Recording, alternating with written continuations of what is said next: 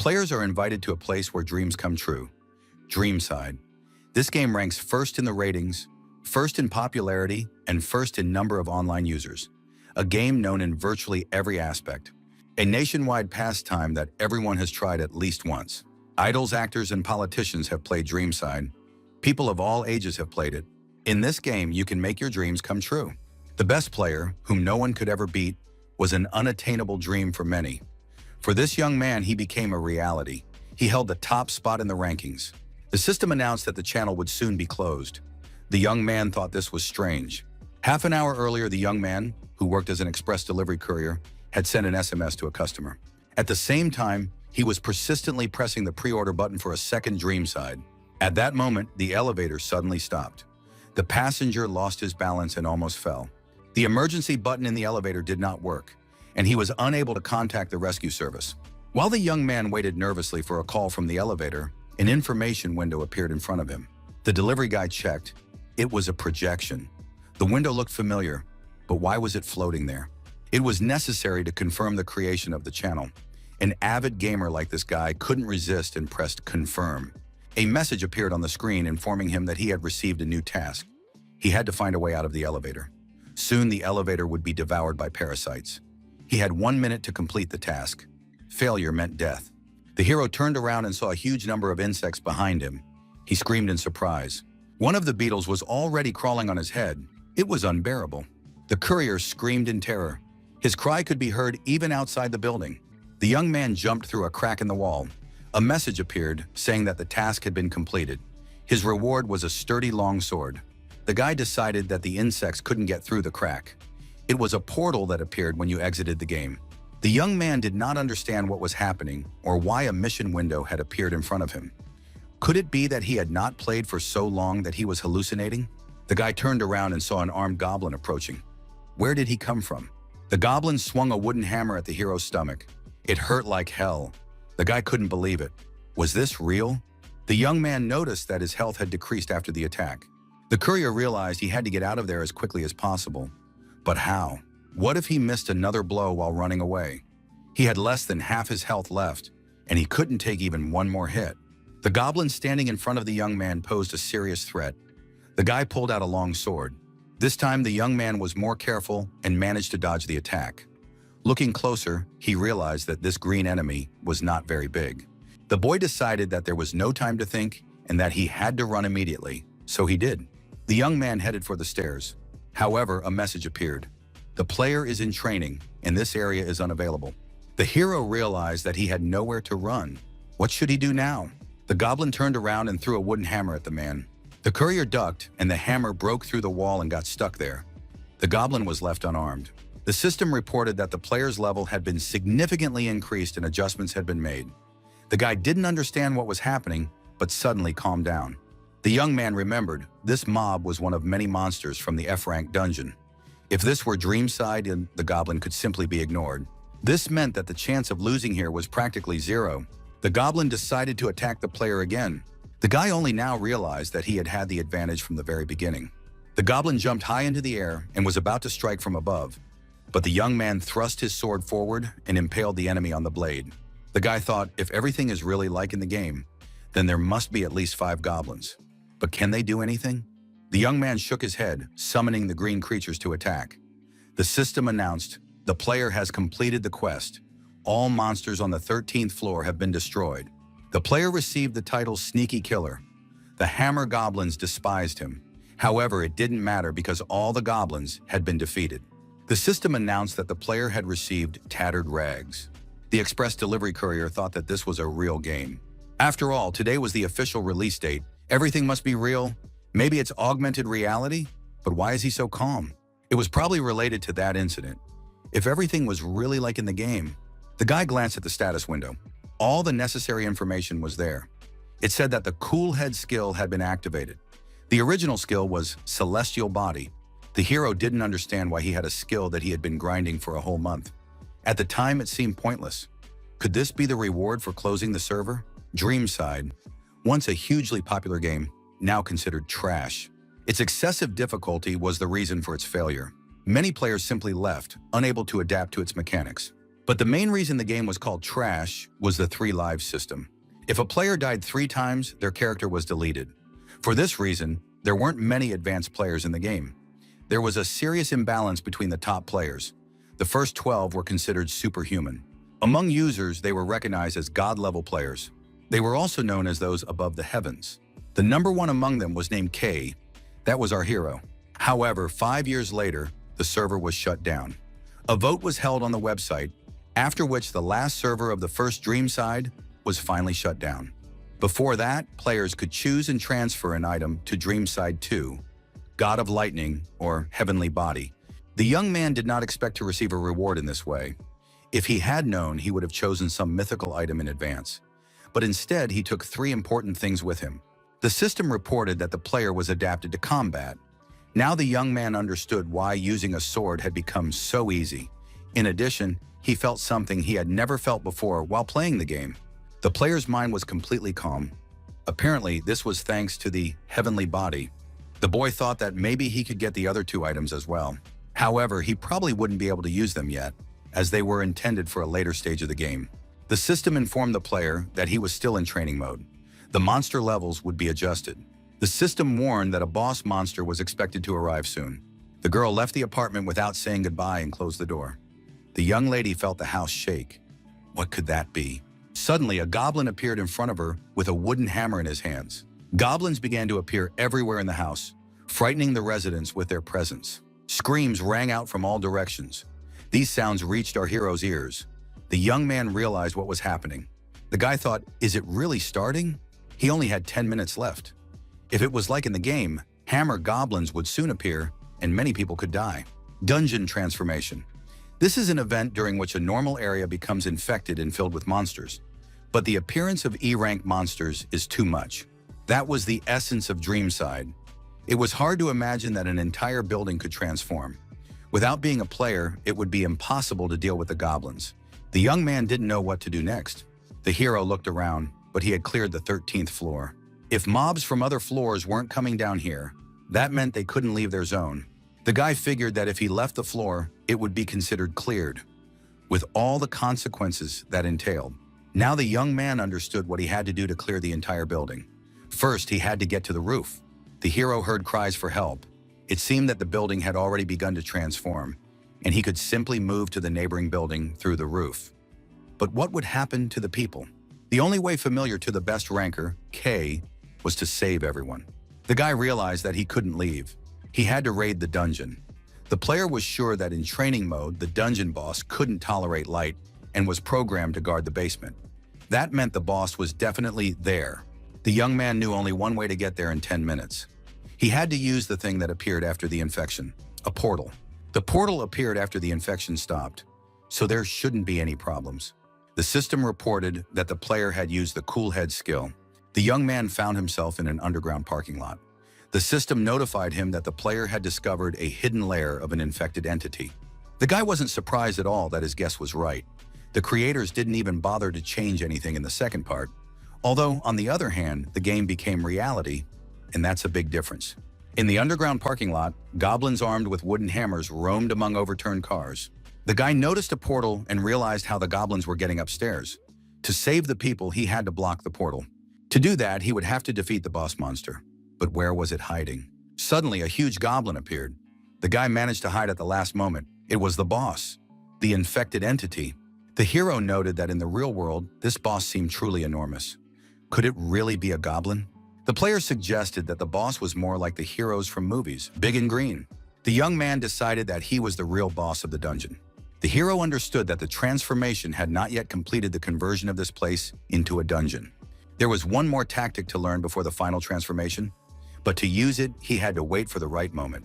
When there was 1 minute left, the mobs appeared with the status, shortness of breath. At that moment, the young man activated the skill Cold Blood. A few moments before the transformation, all the monsters began to have serious breathing problems. 1 minute before the area turned into a dungeon, the boss froze and had difficulty breathing. Many players use this technique. At the right moment, our hero attacked the boss. He wasn't sure if this tactic would work here. However, there were no exceptions. The player decided to scare the small mobs first. To do this, he needed to choose a suitable location. The title Sneaky Killer was used.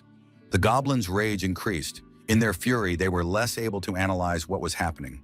The player turned his attention to the boss. Had his shortness of breath stopped? But the boss, straining, forced himself to move.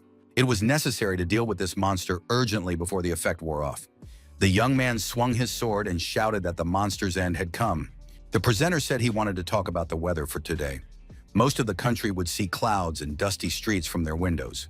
Strong winds would rise in the metropolis, and in the morning, the city would be covered in thick fog. At that time, overturned and broken cars were scattered everywhere on the streets. The presenter noted that due to the large amount of dust, it was best to refrain from walking and outdoor activities. Cars stood on the roads with motionless bodies inside. No one was left alive. This morning could have been like any other, but today everything was different. In just 10 minutes, the events that took place around 6 in the morning engulfed the capital, located in the center of the country. After that, the disaster instantly engulfed the entire country. The internet exploded with discussion. Early in the morning, an unidentified monster suddenly appeared in the city center. It was believed to be from the game Dreamside 2. The government denied the incident, posts were deleted, but people began to believe what they had seen. Those who remained unconvinced were left in doubt. In the dressing room, the girls discussed what had happened. One of them suggested that it was not true, just computer graphics. Nothing had happened in their city, but if it turned out to be true, it would be like a movie, only in real life. One of the girls, looking at the image, immediately realized that it was Dreamside. The girl turned out to be Choi Hana, a famous idol. The streamer showed lizards with spears and said that it was unexpected. They literally fell from the sky. Choi Hana asked in fear if this was a dungeon transformation. The stylist asked Miss Hana not to move. Choi Hana was the best singer-songwriter in the country. The girl was called the continent's top idol. She was a versatile celebrity. She starred in movies, appeared in commercials, and performed on stage. However, the sweet and innocent Choi Hana had a secret. The manager popped into the dressing room and announced that all events had been canceled. They had to go to the dorm immediately, so Choi Hana had to get ready quickly. The girl was indignant. What did completely canceled mean? The manager had to look at the screen. The man was surprised to see that she had a smartphone. He reminded her that Choi Hana was not allowed to use her phone, otherwise she could get into trouble again. However, after looking at the screen, the manager decided that it was just a movie. Choi Hana claimed that it was a live broadcast from Namsan Tower. The monster on the screen was called Red Wyvern. Hana insisted that the manager had seen it himself and that the situation couldn't get any worse. Dreamside had become a reality. The man was stunned. Dreamside again? The girl was clearly addicted. The phone had to be confiscated. Another secret of Choi Hana was her gaming account in Dreamside. The girl demanded that her phone be returned immediately. Those Above the Heavens was the name given to the 12 players who had risen above everyone else. Among them, the best gunner was ranked 12th, the magical gunner, Clark. This was a hobby that even Choi Hana's fans didn't know about. No matter how hard people tried to find out her real name, the girl always hid it, not even revealing her age. To avoid being caught, Choi Hana used a voice-changing device and chose a middle-aged male character. Therefore, no one in the country could guess that the popular player Clark was actually Choi Hana. However, now that the game had become reality, there was no point in hiding anymore. Choi Hana told her manager that there was no time for jokes and demanded her phone back. The man said he would rather give it to the president and that Hana should try to take it herself. The girl thought that the stubborn man would ruin everything. The world was turning upside down, and her phone would still be confiscated? The manager threatened that if she didn't stop, she could be sent to treatment to save her reputation. But Hana refused to give up and demanded to be heard. The manager slipped and fell, and the girl snatched the smartphone from his hands. Choi Hana told the manager to stay where he was. She would be back shortly. First, the girl decided to link her phone number to her account. She had heard that this would allow her to use items and skills just like in the game. The system notified Choi Hana that she had logged in. For registering, the girl immediately received a reward, a magic revolver.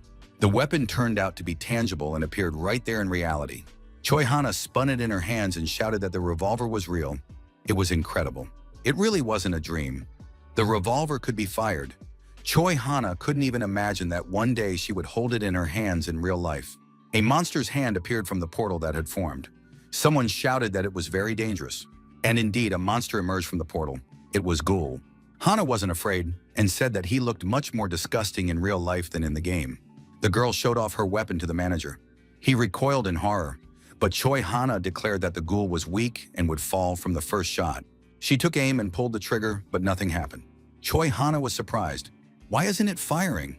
Could it be fake? The system reported that data synchronization was in progress and to wait. The girl, in despair, decided that this was a joke. She didn't have time for this. Ghoul completely emerged from the portal and, growling loudly, prepared to pounce on her.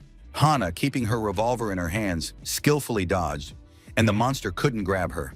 But when would this synchronization end? The system finally announced that synchronization was complete. Choi Hana immediately fired, and the bullet pierced the monster's body. The stunned manager looked from the girl to the destroyed monster. He asked who she was and what was going on. Choi Hana told him to get his things and leave immediately. She added that she had somewhere to go, so the manager would have to deal with it himself. The girl explained that she needed to meet someone who knew everything about the battles in this game. His name was K. Underground parking lot. There were even more overturned and destroyed cars. Our hero stood next to the destroyed monster boss. The monster's head lay nearby. The young man was completely calm, studying the information on the display that had popped up.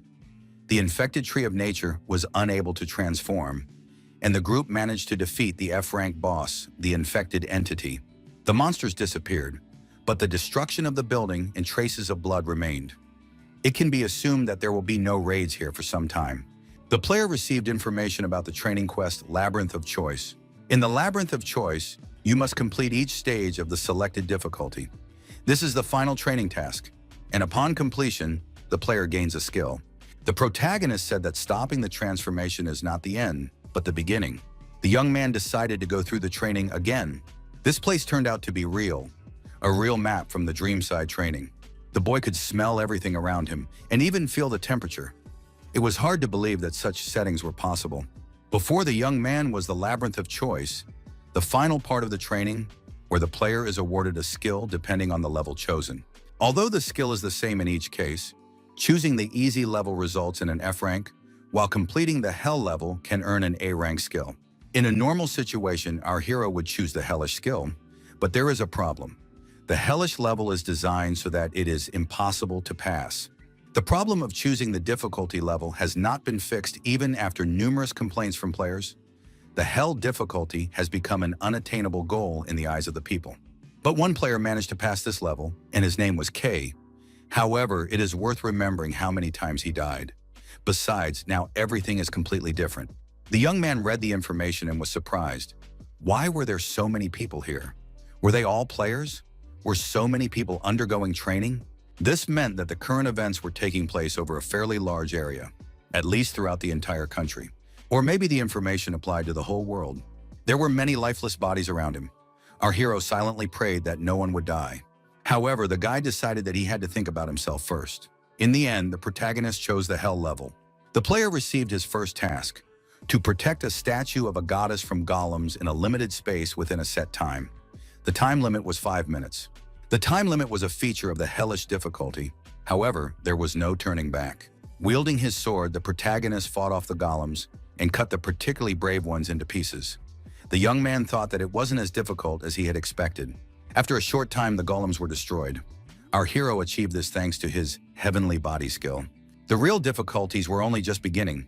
Golems of a completely different level appeared. The system reported a decrease in oxygen levels in the room. The monsters became more active. Kang So-jun's reaction time slowed by half a second. Proportional to the time remaining, the player's movement slowed down, while the monsters sped up.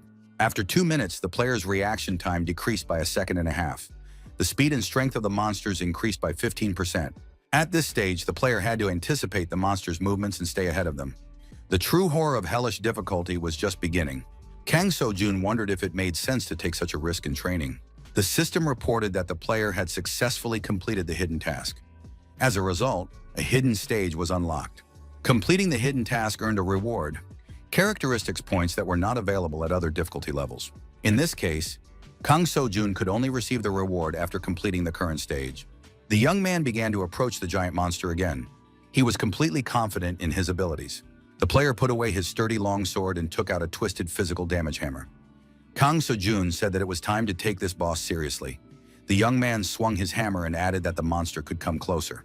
The protagonist thought, if this was a training mob, defeating it would be as simple as reducing its HP to 0. His weak spot was also discovered, a synthetic core on his stomach. However, this core was too high and currently out of reach. In the game, things were different. Here, Kang So-jun couldn't jump that high.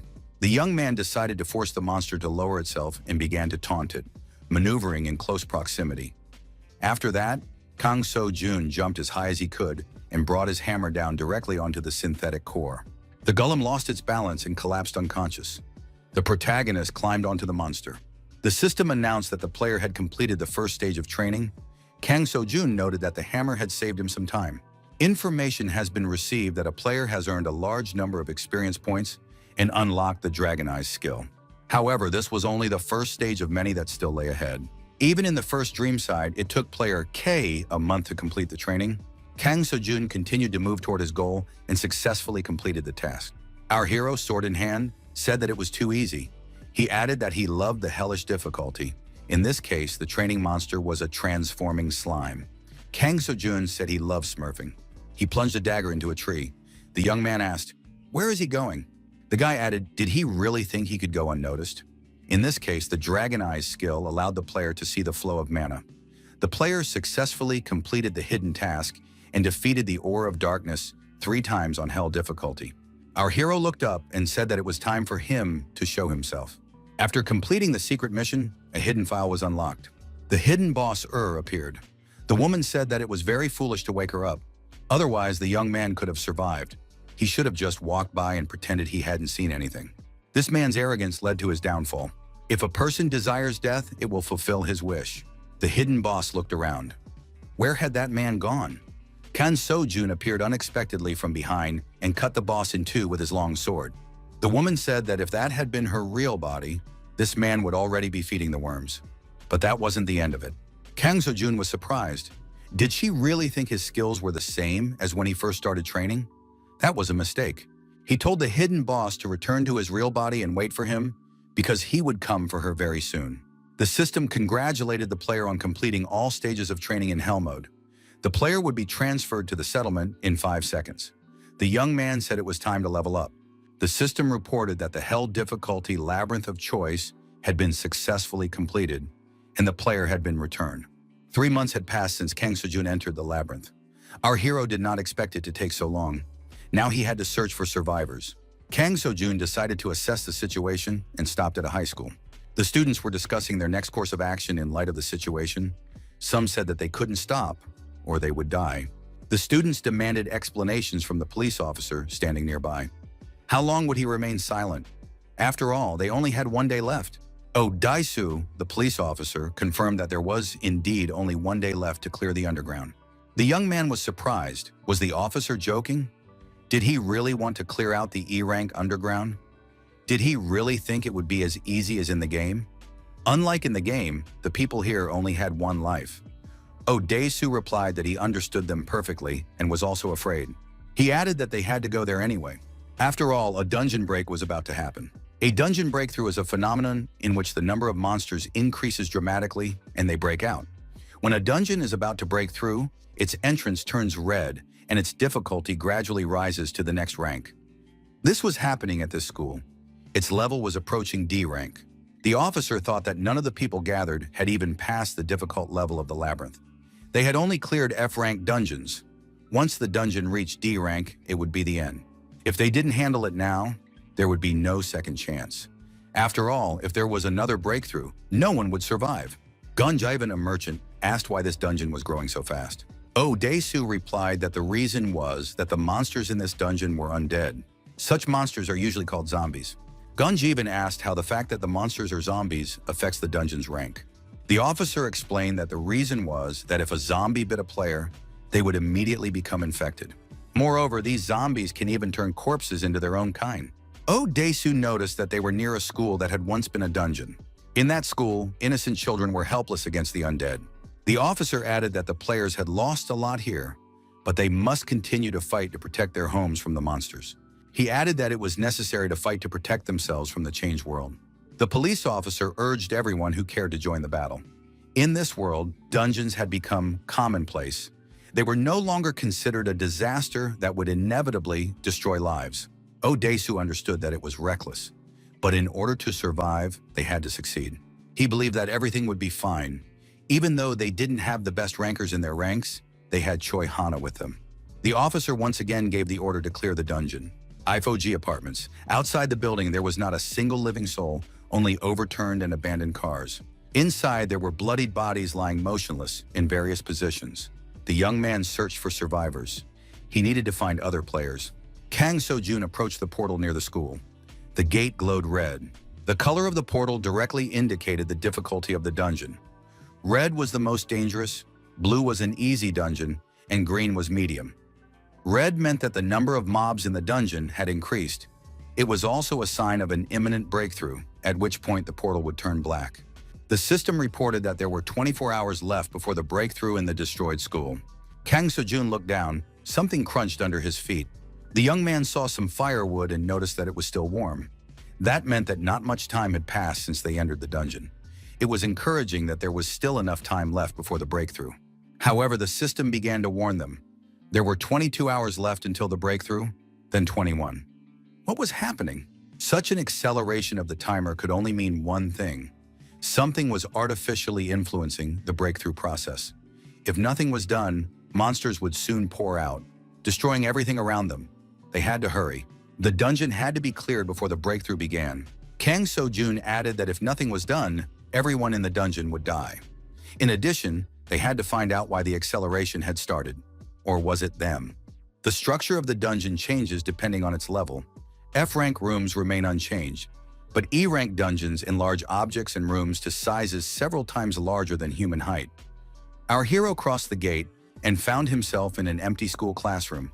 The situation in which the structure of the dungeon expands is called expansion. One of these huge desks could easily fit an entire class. As expected of an E rank, it was very different from an F rank. Our hero was still at a low level, so he couldn't relax. Suddenly, a skeleton appeared in the classroom. A level 40 creature possessed by a cursed spirit. A weapon appeared in the hero's hands. A long, sturdy sword. Kang Seo-jun swung and prepared to repel the attacking skeleton's attack. The player thrust the sword forward and the skeleton clamped its teeth onto it. This action proved to be very timely. To destroy the skeleton, it was necessary to find its core. Its weak point was its neck. Kang Seo-jun decided to banish the cursed spirit from this very spot. With a huge long sword, the hero cut off the skeleton's head and split the core. The system announced that the player's level had increased. The skeleton was destroyed. The protagonist rejoiced. But other skeletons appeared in the room. Kang Seo-jun wondered why only one had come at first. The player received a new task, Master of Surprise Attacks. He had to attack enemies unexpectedly 100 times in a row. The player successfully completed the task. The hero received the title, Master of Surprise Attacks. Kang Seo-jun decided that he had found a real gold mine. Nearby, destroyed skeletons lay on the ground. However, they were not defeated by our hero. Most likely, they were left behind by players who had come here earlier. This news upset the young man. Now he would have to temporarily put his leveling on hold. An explosion rang out in another location. The police officer and players hurriedly left the area. Oh Dae-soo and the other players managed to hide around the corner. The blast wave passed, but thick smoke enveloped everything around them. The next moment, the players screamed for help. They were surrounded by a crowd of armed skeletons. An hour earlier, in the deserted school, armed players were methodically dispatching mobs. Police officer Oh Dae-soo thought that everything was going well. The players were confidently handling the situation. Looking around, the officer noted that the fighters were working well together, and everyone was successfully defeating the monsters. Thanks to the player with the revolver, there were few casualties. Choi Hana had not fired a single shot. The girl said that caution was necessary and rushed to help one of the players. Another explosion rang out. Many were knocked to the floor by the shockwave. The police officer didn't understand where they were coming from. Oh Dae-soo told the players that it was dangerous to stay together and ordered them to split up. The situation was becoming extremely dangerous. In the distance, there were people who might have been controlling the mobs. Who were they? They were definitely people. Such monsters couldn't appear in an E-rank dungeon, so they must be players. Hiding was pointless. Oh Dae-soo decided that the first priority was to get the remaining people out of there. The officer added that they needed to leave the spell zone as soon as possible. The masked strangers seemed to be targeting the strongest member of the group. Oh Dae-soo realized he was powerless against these enemies. The masked man was surprised. Hadn't they recognized him yet? He was disappointed. The officer had lost his edge since their last encounter. The police officer thought the voice sounded familiar. Could it be the same man? Oh Dae-soo remembered the criminal he had once arrested. It was the man who hated women. The villain lifted his mask and said, "Finally, Oh Dae-soo recognized me." The notorious serial killer Hwang Dong-soo declared that he also recognized the detective from the 2nd Division of the Special Crimes Investigation Department. Oh Dae-soo realized that he was standing before Hwang Dong-soo, who had been sentenced to death for killing 7 people. The officer had worked tirelessly to arrest him 8 years ago. Could this man really be a player? Perhaps his companions were also prisoners. For the officer, this was the worst-case scenario. He couldn't believe that such a scoundrel had managed to become a player. The villain asked if the officer was hoping for a sudden savior. There was no point in building illusions. Hwang Dong-soo said that his men had already killed everyone. Suddenly, another explosion rang out, and fragments of the wall flew in all directions. The hero entered the room. Kang Seo-jun was surprised to see a man there. But why was he wearing a mask? Hwang Dong-soo realized that an unwanted witness had appeared. The hero wondered, had they already fought? The villain asked the young man who he was. Oh Dae-soo shouted for the guy to run away immediately. It was too dangerous to stay. Hwang Dong-soo realized that he shouldn't have interrupted him, whoever this young man was. He snapped his fingers again. Another explosion rang out, and the hero disappeared in a ball of flames. Oh, Dae-soo thought, another victim? This masked villain was incredibly strong. Our heroes activated the threat detection skill. In the smoke left after the explosion, the rivals couldn't see each other. Kang Seo-jun activated Dragon Eyes and realized that a masked man was involved.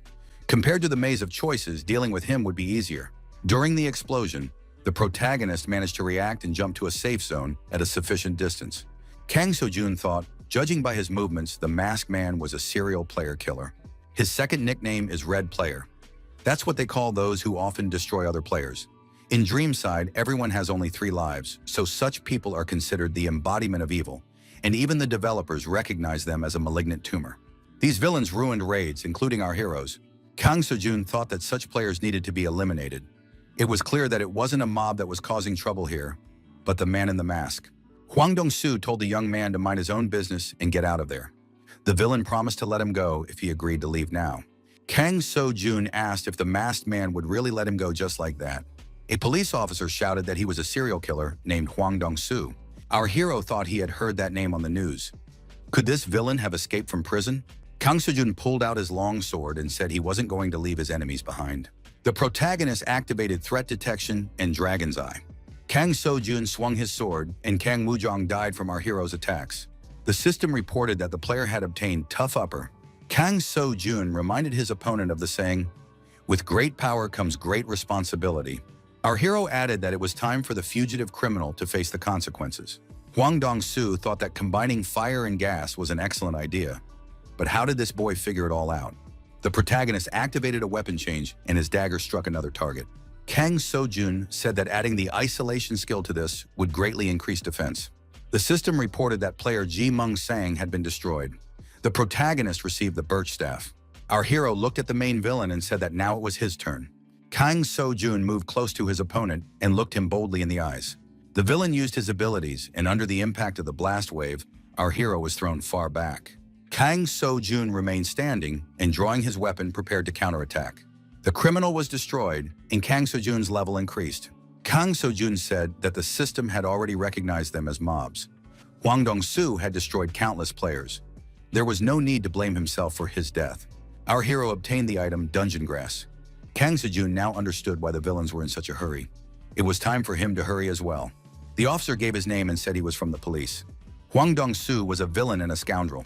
The officer thanked the protagonist for saving him. Kang Seo-jun replied that this man deserved to be punished. Oh Dae-soo said he had a request. He and his team had been ambushed, so they had to split up. There were at least 10 attackers. The officer stated that they had checked the attackers and found that they were all criminals. It can be assumed that the prisoners had become players. The monsters did not react to the masked criminals, as if they had a special item. Their target was the skilled marksman Clark, Choi Hana. Kang Seo-jun was very surprised. Was that really possible? Kang Seo-jun wondered if the skilled marksman was really Choi Hana. Oh Dae-soo and Kang Seo-jun were traveling along a deserted road. There were people in green cloaks on their backs. The protagonist said he never would have thought that the sharpshooter was a girl. The police officer admitted that he was also surprised. Moreover, it turned out to be Choi Hana. Who would have thought? Oh Dae-soo remarked that it was surprising to learn that an idol singer was an excellent player. The 12th ranked player, Clark, earned the nickname Magic Shooter for his skill with weapons. When it came to shooting or firearms, he was unmatched. Kang So-jun said that Choi Hana was a whale. This is a special type of player who invests huge amounts of money in the game, far exceeding the average donation level. The officer said he hadn't played in a long time. Our hero still couldn't believe it. Choi Hana and Clark seem completely different. Oh Dae-soo confirmed that these items really work. The mobs did not react to them along the entire route. Although he was worried at first, the idea turned out to be a success. Kang So-jun said he had his doubts too. Since they couldn't take the items belonging to the criminals out of their inventory, they decided to use their skills and enhancements. This decision turned out to be the right one, as their effects would disappear a day after their owners died. The young people arrived at the gym. It was the final destination of their route. The bodies of the destroyed undead lay everywhere. Oh Dae-soo admitted that it had made an impression on him. The system reported that there were 3 hours left until the breakthrough. Kang So-jun declared that he no longer had any doubts. Someone was speeding up the breach. A message about the dungeon grass appeared on the information board. This grass cannot be sold in a store. It has a different purpose. It is used to accelerate the breakthrough of the dungeon. The acceleration can be obtained from a flower created from the grass and water of the dungeon. Kang So-jun noted that this was strange. Water is needed to create the flower, and it can only be obtained in dungeons of rank B and above. In that case, someone they met had been playing long enough to get dungeon water as a reward for the server closing. Kang So-jun thought that most of the prisoners would not have been able to choose an item when the server closed. Someone else was clearly involved. Our hero hoped that Choi Hana was safe now. At that moment, Choi Hana, holding the reward revolver in her hands, dodged the arrows flying toward her. The girl looked at the masked men and thought they were starting to annoy her. Right now, Choi Hana was fighting the E-rank boss, the Knight of Doom, Vodnisi. Vodnisi activated a vertical strike. Choi Hana managed to jump aside at the last moment. She thought that even though it was an E-rank monster, its defense was terrible, and she could take advantage of that. Choi Hana knew that her opponent was fighting with a sword, so his attacks were easy to predict. The opponents worked well together. She was dealing a lot of damage. Now the girl saw one significant problem. The masked men were aiming their arrows directly at her. Choi Hana hid behind cover and told them to stop. How can he shoot such a cute girl like me? She thought. But why wasn't the Death Knight attacking them? Were they immune? Choi Hana asked herself, are they even human? The elder ordered his comrades to keep shooting the girl without waiting for a command. Choi Hana warned that if they did, she would destroy them all. However, she understood that these were real players and that she couldn't shoot them. The monster roared loudly, opened its mouth, and the girl saw a glowing core in its mouth. Choi Hana decided to focus and pull herself together. She understood that this was not a game, but reality, and she had no other choice. Choi Hana made a decision. She stepped out from behind her cover. The enemy was in front of her. A shot rang out, and the bullet flew straight at the man in the mask. At that moment, the villain was struck in the forehead, a direct hit. Choi Hana was now exposed to her opponents. However, all the enemies were confused after their leader was killed. The system reported that player Yang Hyun-jun had been killed. The archers regained their composure and opened fire again. The system reported that the girl had received a poison potion. Choi Hana managed to hide behind cover, and the arrows flew past her. The monster intensified its attacks, swinging its axe in all directions. Choi Hana realized that although the monster was strong, it didn't have much time left. The girl didn't understand why her health was decreasing even when she dodged. Why was everything so real? There were 3 hours left until the breakthrough. Now Choi Hana realized that the process had accelerated. With her level, it was impossible to defeat a Y-rank monster in 3 hours. If the breakthrough of the dungeon accelerated, she had to defeat the monster immediately, otherwise it would move up to D rank. Choi Hana stepped back into the line of fire and took aim at the dungeon boss. The system reported that the Knight of Doom would be unconscious for 5 seconds. Choi Hana activated the Blood Ball skill. The monster was inside the activated Blood Ball. This was followed by a shot to the back of the head. Choi Hana knew she had to destroy it with one shot. At that moment, Kang So-jun shouted for Choi Hana to leave immediately. A shot rang out, but the bullet did not hit its target. The girl was surprised. What was that? Choi Hana thought that she didn't have enough endurance. Could she really die? Suddenly, a barrier appeared that lasted for 3 seconds. Kang So-jun grabbed the girl and moved her to a safe distance. The young people were out of range and were able to take a short break. Kang So-jun asked Choi Hana if she was okay. The monster began to transform, and raising its head let out a loud roar. Choi Hana said that the monster had just leveled up. If it became a D-rank boss, it would be impossible to defeat. The young people were now facing a D-rank boss, Lord Demon Bondisi. Immediately after transforming, the monster needed time to use its new powers. Kang So-jun thought this was their chance. Choi Hana warned the people nearby that they could still escape from the dungeon. The girl insisted that this monster could no longer be destroyed. They had to run away. The young people noticed that the archery had stopped. Their opponents must have run toward the exit. The girl realized that the archers would not let them escape, but it was better to fight them than the boss. The main thing was to save the people. Choi Hana saw the young man heading toward the monster and asked, "You're not going to fight him, are you?" Kang So-jun looked at his sword and said that with such a weapon, he would have to work a little harder. He added that he wanted to borrow a weapon from the police officer. It was an 80-level weapon, but he was confident he could handle it. A wave spear appeared in our hero's hands. A magical spear that creates waves that increase attack power. If incompatible with the player, the spear will not reveal its full power and will be sealed. Choi Hana was surprised. How did he awaken the magical spear? After all, it is impossible to do so if the level is below 80. It turned out that the player had increased his strength and was able to lift it while she was holding the blood orb. The protagonist said it was time to begin. The girl realized that she was facing a high-level player. The D-rank monster eagerly awaited the upcoming battle. The protagonist activated Dragon Eyes to find the monster's weak points. Kang So-jun calmed down. After the transformation, the weak spot had not changed. He activated circular waves around the D-rank monster. The monster struck with its sword, but Kang So-jun, who was with Mila, jumped aside. Kang So-jun guessed that the monster couldn't use its defense. It was still transforming. The young man added that they could handle it. Choi Hana asked who he was and where he got such a high-level potion. Kang So-jun replied that it didn't matter. The main thing was to get ready quickly. Otherwise, the healing potion would destroy her. Choi Hana said she was going to do that anyway. The girl aimed her revolver at the huge monster again. Choi Hana fired a series of shots, all of which hit their target. Lord Demon Von DC stopped for 3 seconds. Kang So-jun said it was his turn and activated the frenzied waves. The monster suffered multiple Guantongshang incompatible with its existence. The system announced that the D-rank boss, Lord Demon Bondisi, had been defeated. The players' levels increased. The destroyed school was cleared. At the exit of the dungeon, masked people prepared to meet Clark. This player was part of their plan. He couldn't be left alive. However, Clark did not show up. It was speculated that he might have been killed by a D-rank monster. Despite all her skills, she hadn't reached level 80. Even Clark would have a hard time dealing with such a boss. The leader of the masked men said he was waiting for a report on what was happening. The masked men received information that the breakthrough of the dungeon had been halted and that monsters could no longer appear there. What was going on? Information appeared on the smartphone screen that the blacklist had disappeared from the labyrinth of choice.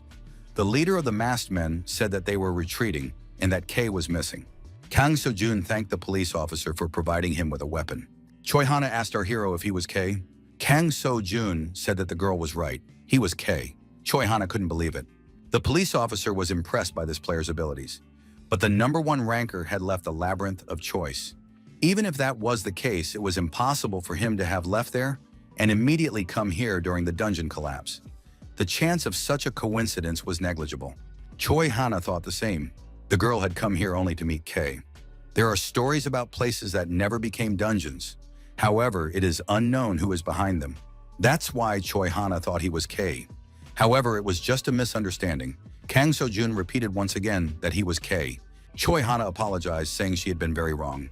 She should have thanked him first for saving her. Kang So-jun suggested that they first look for survivors. An abandoned school storage room. This place is a temporary shelter for the wounded and all the survivors. Oh Dae-soo expressed his joy that so many had survived. They had feared that no survivors would be found at all.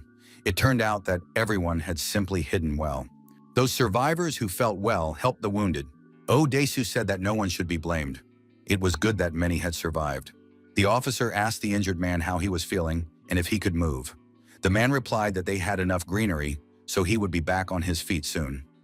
Kang So-jun was also glad that the people had escaped and survived. In the end, the players would become stronger. Let the detective think otherwise, but he will be useful. The girl asked Choi Han how she was feeling. Choi Hana replied that she had messed up a little, but it wasn't a big deal. Oh Dae-soo said that now they could go to the camp. Kang So-jun could join them. Our hero remembered the confrontation with the monsters. Choi Hana didn't surprise him. But who was this officer? Kang So-jun thought that all the monsters outside were F-level. They had escaped from the dungeon during the rift. Since they had lived in small spaces for a long time, they wouldn't go into similar ones here. They must have chosen this place by accident, but the location turned out to be fortunate. There were many civilians at the subway station trying to hide from the monsters. The young people saw the detective and were happy that he had returned. Oh Dae-soo was once again glad that everyone was safe, and the feeling was mutual. The police officer approached the old man and asked how he was feeling. The old man said he was unharmed and offered the police officer a rest. He would bring him some food. Oh Dae-soo told Kang So-jun to rest while he prepared something to eat. The young man agreed. Kang So-jun sat down and felt tired. A lot had happened that day. The dungeon, the dead people, the fierce battle with the monsters. Although it wasn't extremely difficult, it was nerve-wracking. Our hero suddenly remembered that he had completely forgotten to check the reward for defeating the boss.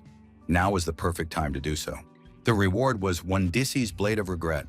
The young man wondered how a detective could use a spear if he wasn't at level 80. Did that mean a small discrepancy was acceptable? The problem was that the player's reward wasn't just a weapon. The young man had a sealed book in his hands. It was impossible to use it without access. However, the conditions for opening it had not been met. Kang So-jun regretted that he couldn't even use the book. Since it was a legendary item, it was precisely because of this book that he had come. A squirrel appeared in our hero's hand. The young man said that they hadn't seen each other in a long time. Kang So-jun touched the squirrel's nose, and Goran woke up at his master's command. A loud rumbling could be heard in the animal's stomach. Goran was famished and needed nutritious food. Goran is our hero's pet, who followed him to Dreamside. Kang So-jun was, of course, glad that Goran had regained consciousness, but his reaction was somewhat peculiar. There could only be one reason for this: the dungeon. Things aren't so bad now. He's in the form of a squirrel. However, his true form was that of a monster devouring the dungeon. It was the monster Gregory. Gregory's monster was Kia's former pet, whom he had met on the 50th level and rewarded for closing the 3rd server. Gregory eats nothing but monsters from the dungeon. That's why when Goran acts restless, it means something is happening in the dungeon. The problem is that it started in a place where there are a lot of people. Kang So-jun watched the pet in surprise. What is it reacting to? He's not interested in the players at all. The young people were chatting calmly and animatedly with each other. Kang So-jun thought it must be the skeletons. Some mobs could have been freed during the dungeon's collapse.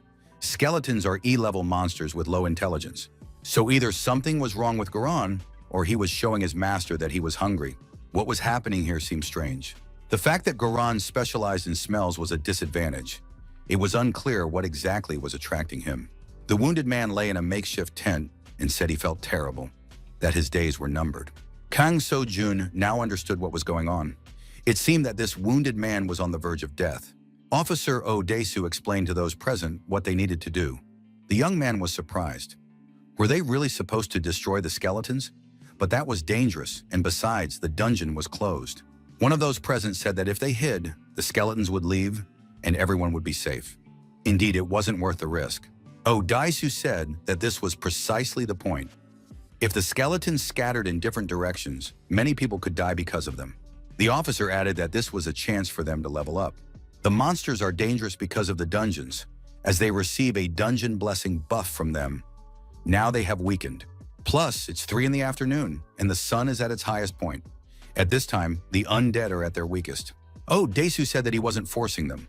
Their lives were in their own hands, therefore they had to decide for themselves. The young people split into a hunting party. A camp guard squad was also formed. The protagonist couldn't pass up such a chance to level up. Besides, he needed to find something. There were also newcomers among those present. Oh Dae-soo suggested that they introduce themselves first and gave his name. The officer added that he felt confident in close combat. Kang So-jun thought that this police officer had special training. His potential was higher than everyone else's. One of the young men said his name was Gong Javan. He used to be a salesman.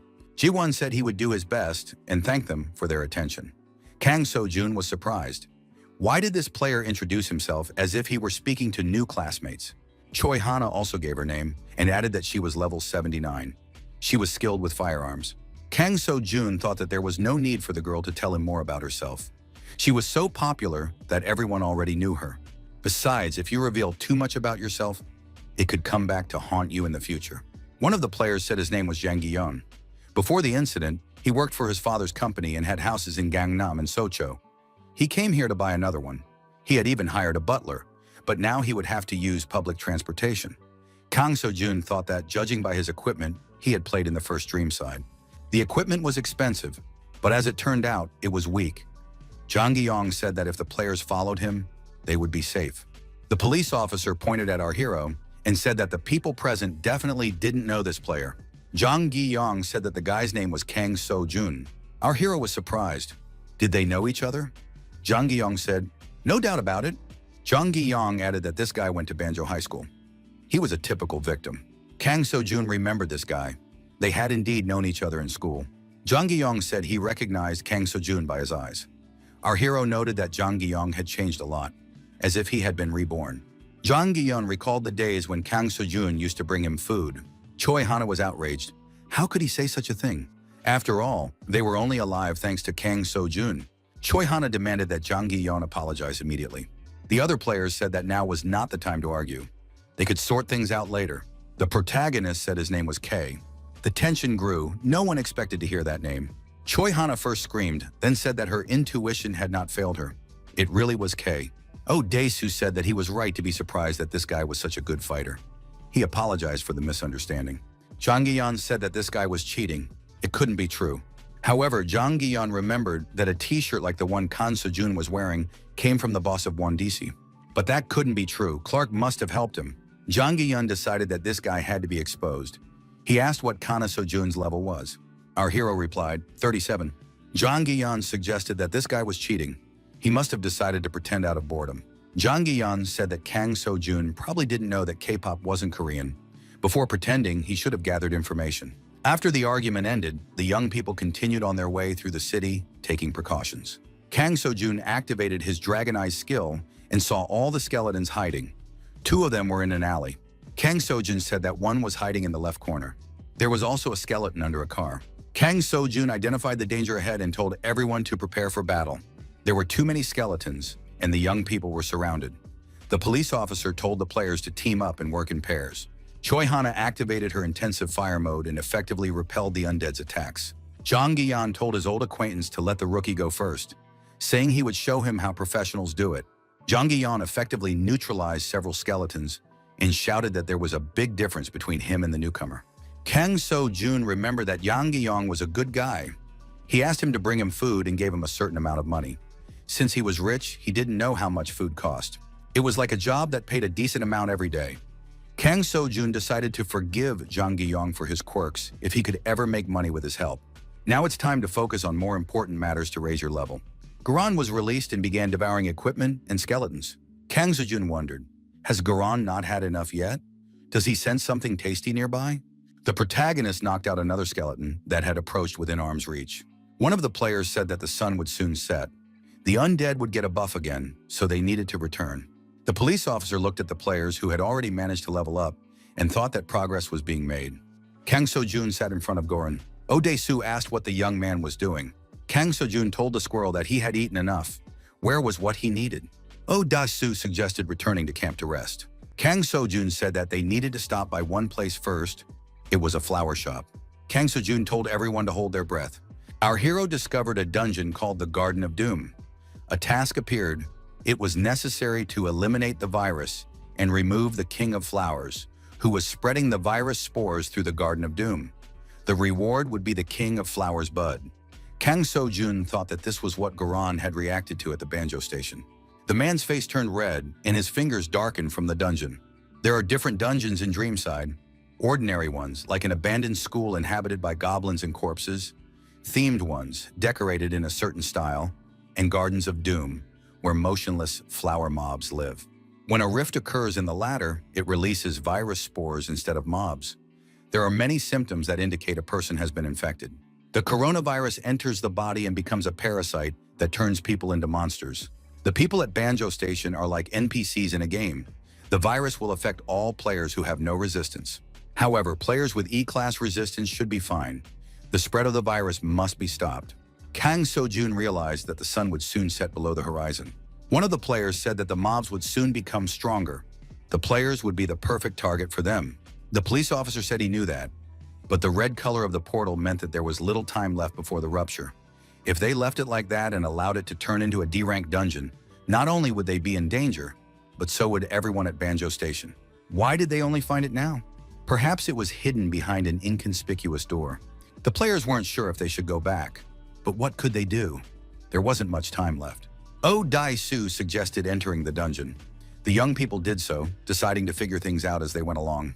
Next, the players had to move along a forest path. Kang So-jun thought that everything had turned out for the best and that he couldn't ask for more. The players decided to conduct a small raid. The best players were sent to the dungeon and the rest to the camp.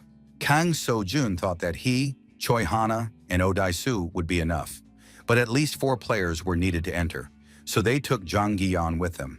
His equipment was good for defense, and he was also a high-level player. Jang Gi-yeon was surprised and asked the detective why they needed a low-level cheater. They should go back and get someone better. Jang Gi-yeon didn't even realize who the weak link was. Jang Gi-yeon continued and added that he didn't agree with his choice. Jang Gi-yeon picked a fruit from a tree and wanted to try it. Kang So-jun said not to touch it. Jang Gi-yeon said that it was an underground apple. The riper it was, the more mana it would give. Suddenly, a shot rang out, and the apple flew out of the young man's hands. The branch of the plant was also damaged. Choi Hana, with a revolver in her hand, said that they needed to be more careful of their surroundings. Jang Gi-yeon looked up and saw thorny vines hanging over him. The young man even cried out in surprise. Jang Gi-yeon mentally thanked the girl. Oh Dai-Su thought he had made the wrong choice. The young people approached the boss's room. The boss of this dungeon was in a greenhouse. The name of this bloodthirsty monster was King of Flowers. This flower looked like a sunflower because it often witnessed human deaths. Kang So-jun told Jang Gi-yeon to be careful. This mob king was stronger than usual. Moreover, once defeated, you can obtain a flower bulb that can be used as an antidote. Grind it into a paste and make a tincture, and you'll have a cure for the dungeon disease. It can be used to heal the sick at Banjo Station. Kang So-jun added that this was their only hope. Everyone hoped they would succeed. Jang Gi-yeon told everyone to trust him, that he would handle it. The players covered their noses with their fingers again. The smell was even worse than before. Why do flowers smell like sewage? Sunflower opened its mouth, and thorny vines flew out of its mouth. It was a planned attack. Kang So-jun shouted for everyone to dodge. Oh Dai-Su was already rushing to help. The mob king launched a surprise attack. Choi Hana aimed her revolver and fired to kill. The flower monster's attack was repelled, and its longest tentacles were cut off. Jang Gi-yeon told Kang So-jun to step aside because he was in the way. Gi-yeon added that he would deal with this boss himself. Kang So-jun suddenly grabbed his companion by the collar and pulled him back sharply. Jang Gi-yeon was outraged. Had this rookie lost his mind? Kang So-jun told him to watch his step. Right under Jang Gi-yeon's feet, a flower appeared from the ground. He was ready to attack the player. Jang Gi-yeon screamed in fear and surprise. Our hero said that there would be others near the king. That was obvious. It was not worth getting involved if you did not understand that. The protagonist activated the Dragon Eyes skill. To get close to the boss, he had to cross a field littered with such flowers. If he took a step forward, the flowers would pounce on him like piranhas. Oh Dai-Su said that they had no choice but to trust Choi Hana. Kang So-jun replied that it would take too long. The monster would become D-level by then. If she entered the blood sphere state, she would receive buffs from them and increase the area of damage from her magic bullets. Only then would she be able to defeat them all. Choi Hana said she could handle it, provided she took the elixir. The girl ordered one portion of the elixir from our hero. Kang So-jun refused the girl. He said that because of the others, he had no chance to level up, and that was very important. Jang Gi-yeon was surprised. When will Kang So-jun run? He can't do it. Our hero, cutting through the vines that were trying to entangle him, moved forward, approaching the monster boss. Jang Gi-yeon couldn't believe his eyes. Could this guy really make it to the boss? The police officer couldn't understand how Kang So-jun could do such a thing at level 37. There was only one explanation. This guy was really a player named K. Oh Dai-Su saw only 2 possibilities. Either his level was actually very high, or he uses an unbalanced ability. Kang So-jun reached his target and, with a loud cry, sliced the monster boss in half with his longsword. Choi Hana screamed that it was amazing. Oh Dai-Su was also impressed. Jang Gi-yeon remained silent and lowered his eyes. Kang So-jun, as always, said it was easy. The system announced that the players' levels had been raised. Our hero received a reward, a flower bulb. The player also received Kakashi's spiked glove. Kang So-jun stood in the middle of the severed tentacles of the monster boss. The loot turned out to be better than our hero had expected. The glove was made from the body and spikes of the King of Flowers. If necessary, it can transform the hand into a short sword. Thanks to his heavenly body skill, our hero has no restrictions on the use of weapons, so this glove will come in handy. Our hero has leveled up 10 times since completing his training. With the points he has accumulated over 90 days of training and his skills, he will soon be able to clear D-rank dungeons with ease. Thus, a clear line has been drawn between Kang So-jun and the other players. Only Jang Gi-yeon couldn't believe that Kang So-jun was such a strong player. Could he really be K? The travelers stopped and looked around. There was destruction everywhere. A battle had taken place here. Destroyed skeletons lay scattered everywhere. There were also the bodies of players. Oh Dae-soo checked their pulses and said that the players were already dead. It seemed that something bad had happened at the camp. The players reached the banjo station. Choi Hana asked if anyone was there. Kang So-jun saw human footprints at the station. However, these footprints led in different directions. Oh Dae-soo shouted loudly for someone to respond. He thought it was a symptom of the underground disease. A police officer stated that there were no signs of skeletons here. This meant that the cause was the progression of the disease. Choi Hana noted that the underground had already been cleared. How could the virus have spread so quickly? Suddenly, the players heard someone's voice. The person was asking for help. Our heroes saw a player lying on the ground, his body covered with rocks. Oh Dae-soo used his strength to scatter the stones in different directions. The player breathed a sigh of relief. A police officer shouted for the young man to wake up and share what he knew. The protagonist wanted to use a potion, but it couldn't be used on the target. A revival potion was needed. Kang So-jun thought it was a system warning of death. The victim's legs were in terrible condition and his nerves were damaged. Without a revival potion, the young man could not be saved. Oh Dae-soo offered the victim a paralysis potion to stop him from feeling pain. The victim took a few sips and came to. A detective was standing in front of him. The police officer asked what had happened. The young man said that it all happened suddenly. A huge monster appeared on the stairs. The players were preparing to lead it to the traps outside, as they had practiced. However, danger was waiting for them from behind. People began to turn into zombies and attack them. The young man listed everyone who had been injured. The system reported that the player was in a state of madness. Kang So-jun thought that if they had a healer with them, they could have cured him and wouldn't have to worry about the virus.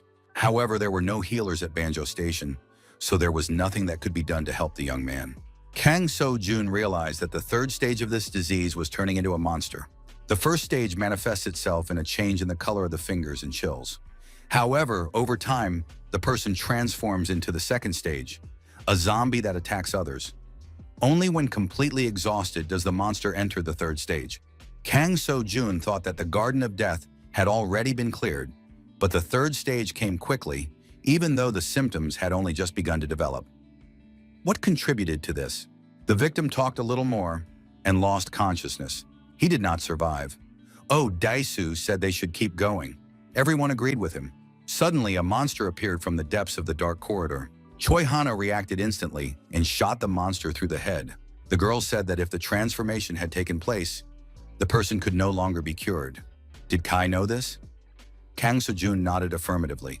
Those who couldn't survive the underground disease lie here, and the rest have gone their separate ways. The undead reappeared. The police officer told everyone present to take on at least one monster. Kang So-jun, wielding a long sword, entered the fray and destroyed the undead standing in his way. Kang So-jun said that now everyone could follow him. Oh Dae-soo breathed a sigh of relief. Oh Dae-soo added that there was nothing to worry about. The young people made their way to the neighboring Sinpung station. Kang So-jun thought that this station was a ghost town. It had been abandoned when the plan to build the 10th line failed. Choi Hana saw the footprints again and said they were still fresh. Kang So-jun noted that these footprints also led in different directions. The police officer suggested that they were heading to Yongdong-po Station. The players had originally planned to go there in case of an emergency. It was possible to reach the station by following the tracks. Kang So-jun noticed glowing eyes in the darkness deep inside the tunnel. Without hesitation, he thrust his sword forward and prepared to fend off the monster's attack. Oh Dae-soo shouted for everyone to get ready. Choi Hana asked in fear if John Woo was talking about her.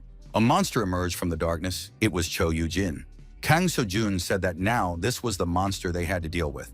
For destroying it, they would gain experience in items. Such was the outcome of the dungeon's disease. It turned people into monsters. Kang So-jun thought that thousands of people had died in the first Dreamside because of the disease. However, now the fate of the entire world was at stake. Kang So-jun promised to finish off this monster very quickly, as the stakes were extremely high. The protagonist noted that he needed to finish it off with one blow.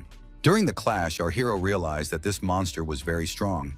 Its extra arms served as a shield. Kang So-jun swung his sword and cut off the extra arms. The monster opened its mouth, and another long, clinging arm appeared.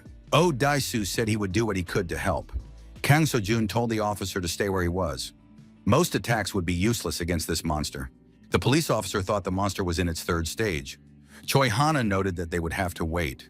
Kang So-jun moved around the monster, looking for its weak spot.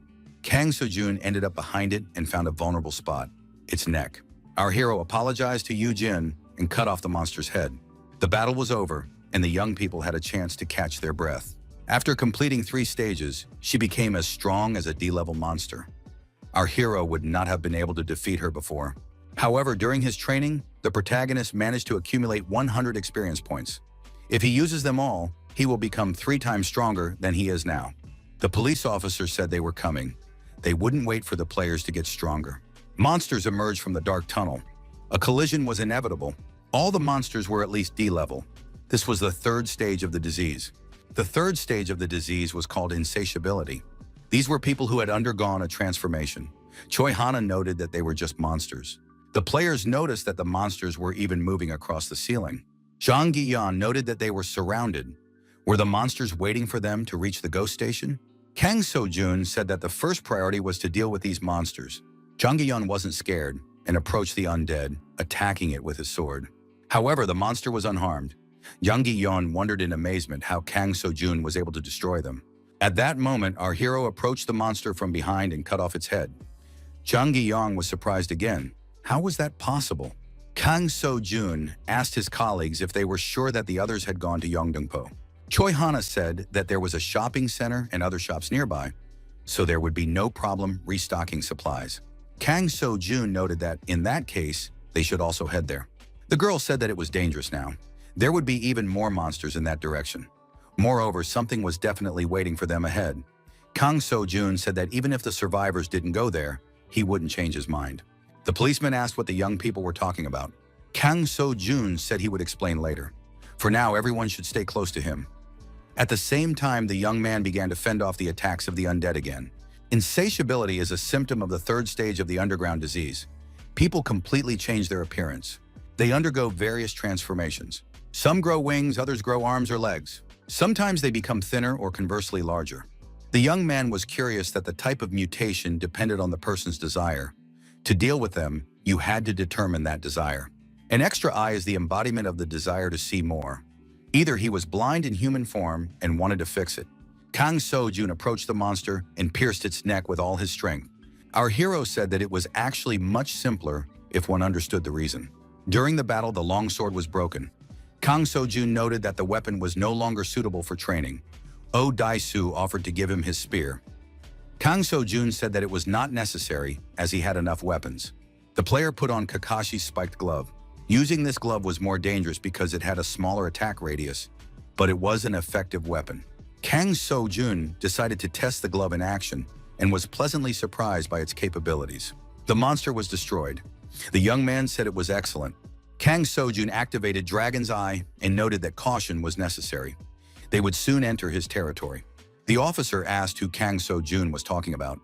The young man confirmed that the trigger was here. Even those monsters don't dare to come here. The red magical pairs. It seems that the enemy is unaware of their arrival. Oh Daisu thought that this monster was practically at the 4th stage. It probably appeared during the rift and thanks to the flower from the dungeon. Kang So-jun agreed. Someone fed him the flower, creating a trigger that acts as a source of the disease. The coronavirus enters the body, begins to multiply, and the symptoms worsen. If the trigger is not stopped, the dungeon disease will take over the entire city. The player who found himself in the monster's clutches coughed, begging for help. However, the monster killed him, and the player's body fell to the ground. The monster greeted everyone. He asked if these people had come to feed him. The monster inquired whether they would feed him with hearts, subscriptions, and consent to receive notifications. Was that really going to happen? Kang So-jun saw the bodies of many players who had arrived earlier lying before him. The smell of blood mixed with the air. How many players had this monster destroyed? Oh Dae-soo asked who they were. Kang So-jun replied that he didn't know for sure. It seemed to be a type of hydra. The form of the trigger depends on the person's desire before the transformation and before they ate the dungeon flower. It was unlikely that the monster would be the first. So until they encountered the trigger themselves, they wouldn't learn anything new. Choi Hana said that judging by the battle scars that occurred before they reached Panju Station, and if the stories are to be believed, it really did happen. Kang So-jun suggested that someone had deliberately brought the trigger here. Judging by the amount of mana, the monster was clearly above level 100. It was probably a D-class boss from the middle dungeon. Kang So-jun thought that this boss moved extremely slowly and was not particularly powerful. But in Dreamside, that wasn't enough to win. This wasn't a simple game where you could defeat your opponent with high levels or stats. A player could fight a level 4 monster with a strength rating of over 100. It's worth noting that each monster fights in its own style, depending on the buffs it has or the situation. There have been cases where a low-level monster has defeated strong players. Judging by what our hero saw, the monster's power lies in its endurance. The monster became aggressive, and the players were forced to scatter in different directions. Kang So-jun heard a voice that sounded familiar. The police officer said it was that kid. Chve Man-gi, I think. Jang Gi-yong thought it was the signature tone of a famous blogger. But he should be in prison. Could he have escaped? That blogger was supposed to be executed because he ate human flesh. There had been a lot of talk that it was bird meat, but an examination confirmed that it was human. The sentence was harsh. The blogger was to be executed without the right to clemency. In short, before becoming a trigger, this man was in a hopeless situation. The monster told the players to like and subscribe to his channel. Oh, Dae-soo and Yang Gi-yeon were surprised. Did this monster have hands too? The monster's hands suddenly reached out toward the player. Jang Gi-yeon started to run away and shouted in surprise, "Why is this monster so fast?" The police officer tried to protect Jang Gi-yeon with his spear. However, he knew that he couldn't do it alone. Oh Dae-soo suggested that the monster's mobility was due to its huge number of arms. As always, caution was necessary. The monster decided to attack the police officer. Oh Dae-soo turned around and tried to move to a safe distance. The officer thought that in order to gain time for the attack, it was necessary to distract the monster. Oh Dae-soo threw his wave spear at the monster and shouted for Kang So-jun to get ready. Kang So-jun, armed with his unique gloves, jumped high into the air and swung his fist to strike.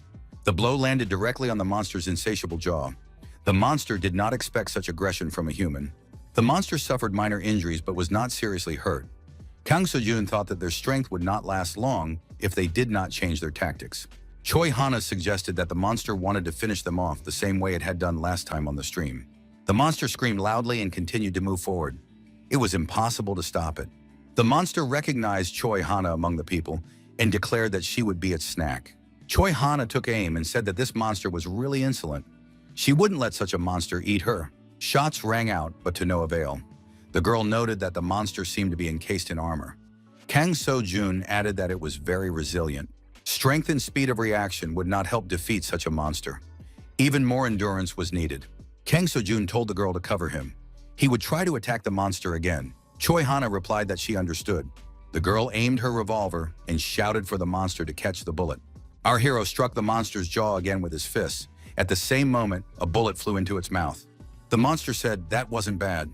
Kang So-jun ran back to a safe distance and prepared for another attack. Oh Dae-soo said that it was amazing. Such attacks work. At this rate, they would be able to finish off the monster. However, the protagonist noticed that these attacks would only scratch the monster at best. Kang So-jun told his comrades that there was only one option left. At that moment, Jang Gi-yeon stepped forward alone to face the monster. The player began to insult and provoke the aggressive enemy, using profanity. The monster opened its mouth and roared loudly at the man. Jang Gi-yeon thought that the smell coming from the monster's mouth was unbearable. Oh Dae-soo swung his spear and told the girl to open fire. Once again, it was a coordinated attack. Kang So-jun noted that they needed to distract the monster to give him time to maneuver. Everything should work out. Our hero focused and decided it was time to end this. The skill Magical Concentration was activated. Kang So-jun moved decisively toward his huge opponent. The young man said that if the enemy was that strong, he would have to become even stronger. The monster said that new meat awaited him. A protective net appeared between the monster and Kang So-jun. The monster again urged people to like the post. Kang So-jun swung his gloved fist and said that he would not only like the video, but also repost it. He also promised that the entire team would subscribe to the channel. This time, the blow was much stronger. The monster even lost a few teeth. The system announced that the players had defeated Chomangi, the trigger glutton. The reward would be the ring of attention. As life left the monster's body, mana also flowed out of it. Our hero didn't understand who had arranged all this and for what purpose. He simply had to figure it out. The man hiding his face under a hood was surprised. Could it really be K? He was holding a huge glowing ball in his hands. In the capital, he was responsible for only 5 companies, which he occasionally checked to make sure they could grow triggers. But he had never seen anyone so strong. Is Mr. Baegi-chan pretending to be busy again? The question was asked by Kang Min-ho from the company. Baegi-chan took off his hood and looked at his companion. The company was one of Dreamside's organizations, about which little was known. But it was like a tumor, poisoning everything it could reach. By expanding their underground network, they controlled people across the continent. This was evident even in their emblem. The emblem featured a lightning bolt passing through 2 moons. Baegi-chan said that Kang Min-ho had arrived just in time. He had found something strange. Baegi-chan held out the ball and said that Kai seemed to have survived. According to reports from newbies on the easy difficulty level in the choice mazes, there were no candidates who would be sent to the hell level. Baegi-chan added that if Kei really did survive, he would definitely try to stop them. It was necessary to ask the farmers if they had seen anything suspicious. Baegi-chan said a moment later that he had already found them. A squad of players with increased speed was moving in the specified direction. A sword piercing Asrai's neck, monsters brutally torn apart under his command. A dungeon that only one person could handle. His true nature was a crook. He still had data that hadn't been erased. By devouring people, he could foresee the current situation on Earth. But Kai, who was supposed to undergo training and die, remained alive. Baegi-chan speculated that this guy had changed his activities. Kang Min-ho asked why Baegi-chan had frozen. He noticed that they were no longer the people they used to know. Even Kei was now just a trainee. Kang Min-ho added that they should report to the boss anyway. If it was really him, they needed to deal with it immediately. The player ran as fast as he could through the tunnel, fleeing from the aggressive monsters. The young man looked back and thought, "Aren't these monsters tired at all? There can't be any more of them." The guy couldn't believe that they had recently been human. The player also ran to the other side of the station. Would he die without ever meeting Detective Ode-su? The young man saw a light approaching and thought, could that be a train? 3 whole months had passed since the power went out. Where did this train come from? The player found himself between 2 dangers. On one side, aggressive monsters, and on the other, a train rushing toward him. The young man jumped aside and ran against the train's movement. At the station, a voice announced that the doors were closing and the train was departing. Everyone was required to take their seats. The player managed to jump inside at the last moment. The monsters remained outside. The voice announced again that the train was leaving the platform. The doors closed and the train pulled away. The player caught his breath. He had survived after all. He had to run away from those monsters. Now he had to get to Yondinpo Station, where the detective was supposed to be. The system reported that the player had entered a Class D-themed dungeon. Ghost Train. After a while, the conductor would start checking tickets, and fare dodgers would become a problem for station staff. The team of players moved at high speed through the underground passage to Yeongdong Station. Yun still couldn't believe that Kang So-jun had defeated that monster. He had suspected as much, but seeing it with his own eyes, he agreed that Kei was indeed powerful. How did Kei manage to defeat the monster at such a low level? Without him, nothing would have worked. Choi Hana looked at Gaion and thought, maybe this is one of the symptoms of the disease? Odesu said that looking at what was happening, he thought no one had survived. The trigger was extremely resilient, and it was too difficult to escape from it. Kang So-jun said that there was definitely at least one survivor. The young man added that it was like fishing. All the survivors were ultimately infected, and some were deliberately left behind as bait. When they encountered the herd, the infected would immediately try to eat them. The triggers were not created for no reason. The disease is getting worse, and one day all humans could turn into triggers.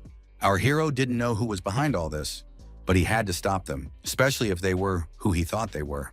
The company, NPCs who had turned to the side of evil, could create quests and use them to lure players. They grew in power until one player destroyed everything. Information came in that a player named Kei had entered the system. At that time, Kei was trying to relieve his accumulated stress by destroying the dungeons they had built. The biggest entertainment in Dreamside was destroying the company.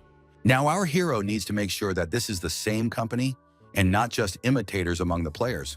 Yongdong Station was nicknamed the Ghost Station for a reason. Even visibility was poor here.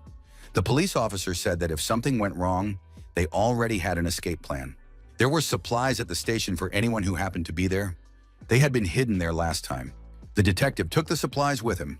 Kang So-jun said that was the right thing to do as supplies were limited. Oh Dae-soo noticed an open can and guessed that someone had already been there. Kang So-jun asked the detective why the people at Ponju Station never became players. After all they had to do was undergo training. Choi Hana explained that at that time, the internet was limited and other people were unable to join the ranks of players. Kang So-jun asked the girl if she could use the internet. Hana replied that she could. She had just updated her phone. Choi Hana added that only people with a similar switch were allowed to communicate with others. There was also a level system available only to players. At the moment, the only way to become a player is to apply to APK. It is the only remaining base in the city. Panju Station.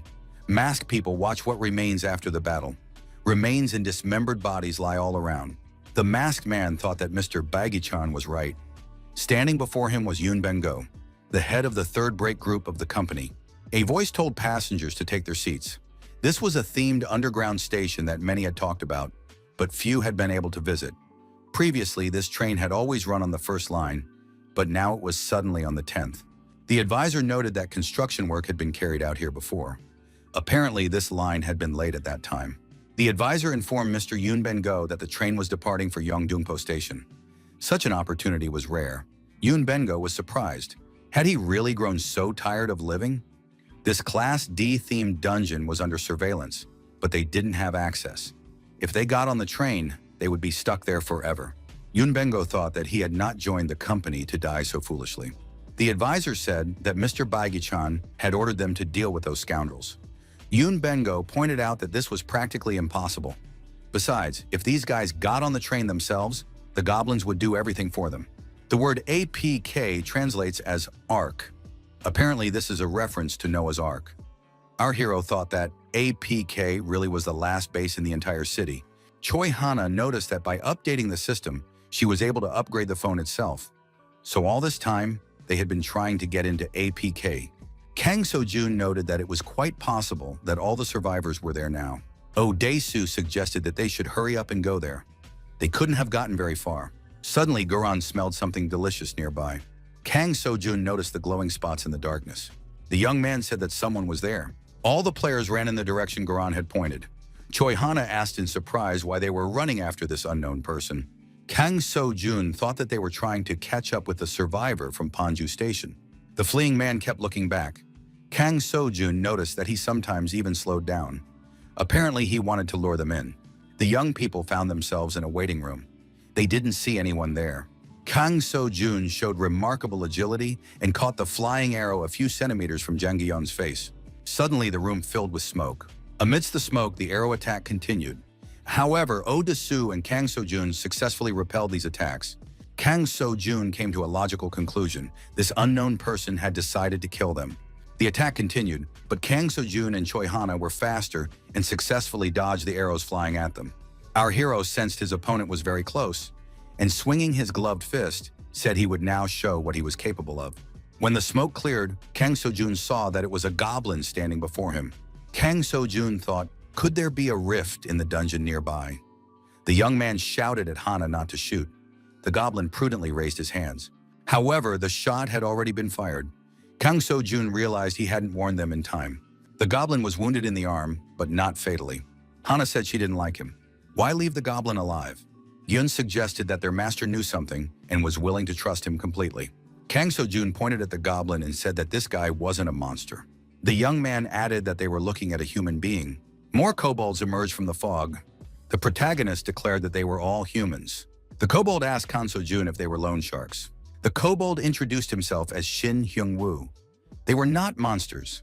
The detective remarked that looking at them, it was hard to believe they were humans and not monsters. Kang So-jun reminded him that monsters' names are highlighted in color. The young man added that they were just ordinary players. Monsters would never be white. Kang So-jun asked the goblin why they had attacked. Did they really hate humans? The kobold gestured that the man was mistaken. The kobold leader explained that it was all because of the loan sharks. Dreamside's opening day.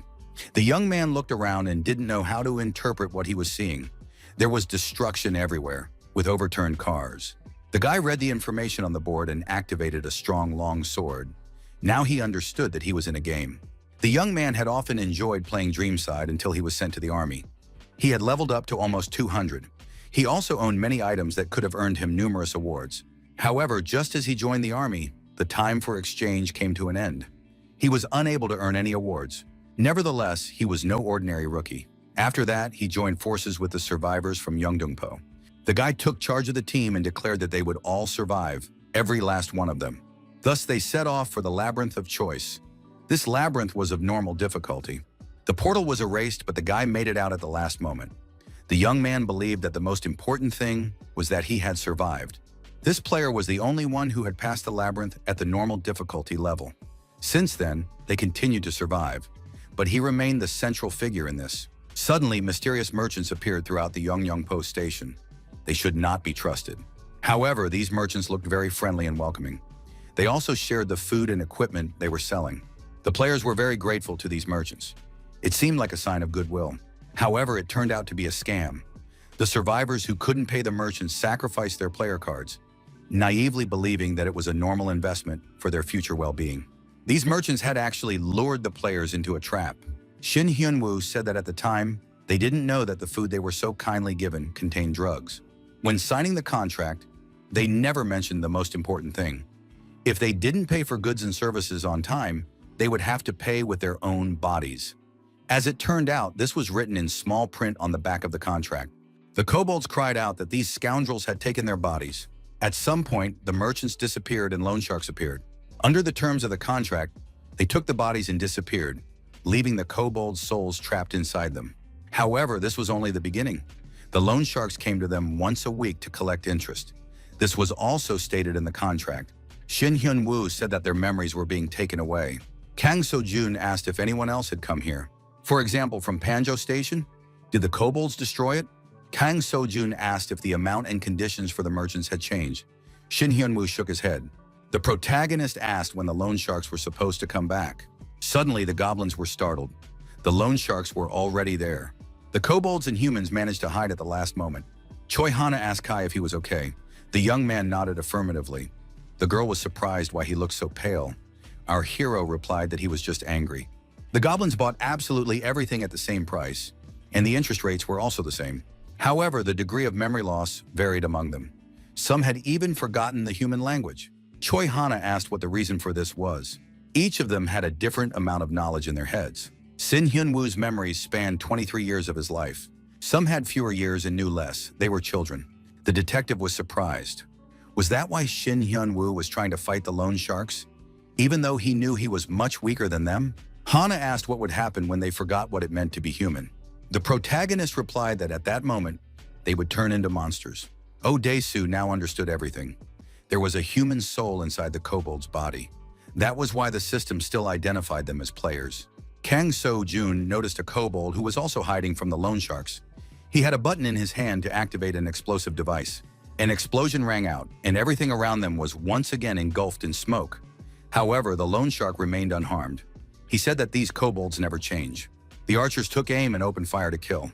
The moneylender, emerging from the smoke, didn't even try to dodge the arrows. The villain simply waved away the arrows flying at him as if they were annoying gnats. After that, grenades flew at the moneylender. He was not afraid again and did not even dodge. There was a powerful explosion, and a strong flame appeared at its epicenter. The kobolds shouted that now they would definitely defeat the moneylenders. The moneylender, unharmed, emerged from the smoke and grabbed one of the goblins by the head. The villain dealt with the kobold and said that if they had taken anything, they would have to pay for it. Suddenly, Kang So-jun appeared from the smoke. He decided to lend his support and help the kobolds. The villain saw the man and became extremely angry. He said that the man would have to pay for this. Kang So-jun used a unique glove and delivered a devastating blow to the usurer's jaw. The villain lost his footing and flew far backward. At that moment, Choi Hana shot the usurer directly in the head. The bullet hit its target precisely. The girl asked the hero if he was hurt. The young man replied that he was fine. Despite the attack, the loan shark was invulnerable. Our hero assessed him. This loan shark was also a goblin. He looked very strong. He was a level 80 Wakeby. Wakabe turned to our hero and told him not to meddle in his business. Kang So-jun asked if the moneylender wasn't human. Kang So-jun approached Wakabi and grabbed him by the horn. The young man said that enough empty talk was enough. It was time to act. The protagonist activated a stone hammer with spikes and jumped over the moneylender to strike him. It was impossible to withstand such a blow, and Wacky was destroyed. Kang So-jun said that to become a goblin, one must kill one's own parents. These villains are very different from kobolds. Suddenly, another moneylender appeared, surrounded by flames. Kang So-jun activated the Dragon's Eye skill. The young man asked if the goblin hadn't been told as a child that playing with fire was dangerous. This goblin was level 85 and even bigger than the previous one. Kang So-jun shouted to the girl to deal with the others while he headed toward the giant. The protagonist approached the giant, who was surrounded by flames spreading in all directions. Kang So-jun jumped high and delivered a powerful blow with his gloved fist to his opponent's face.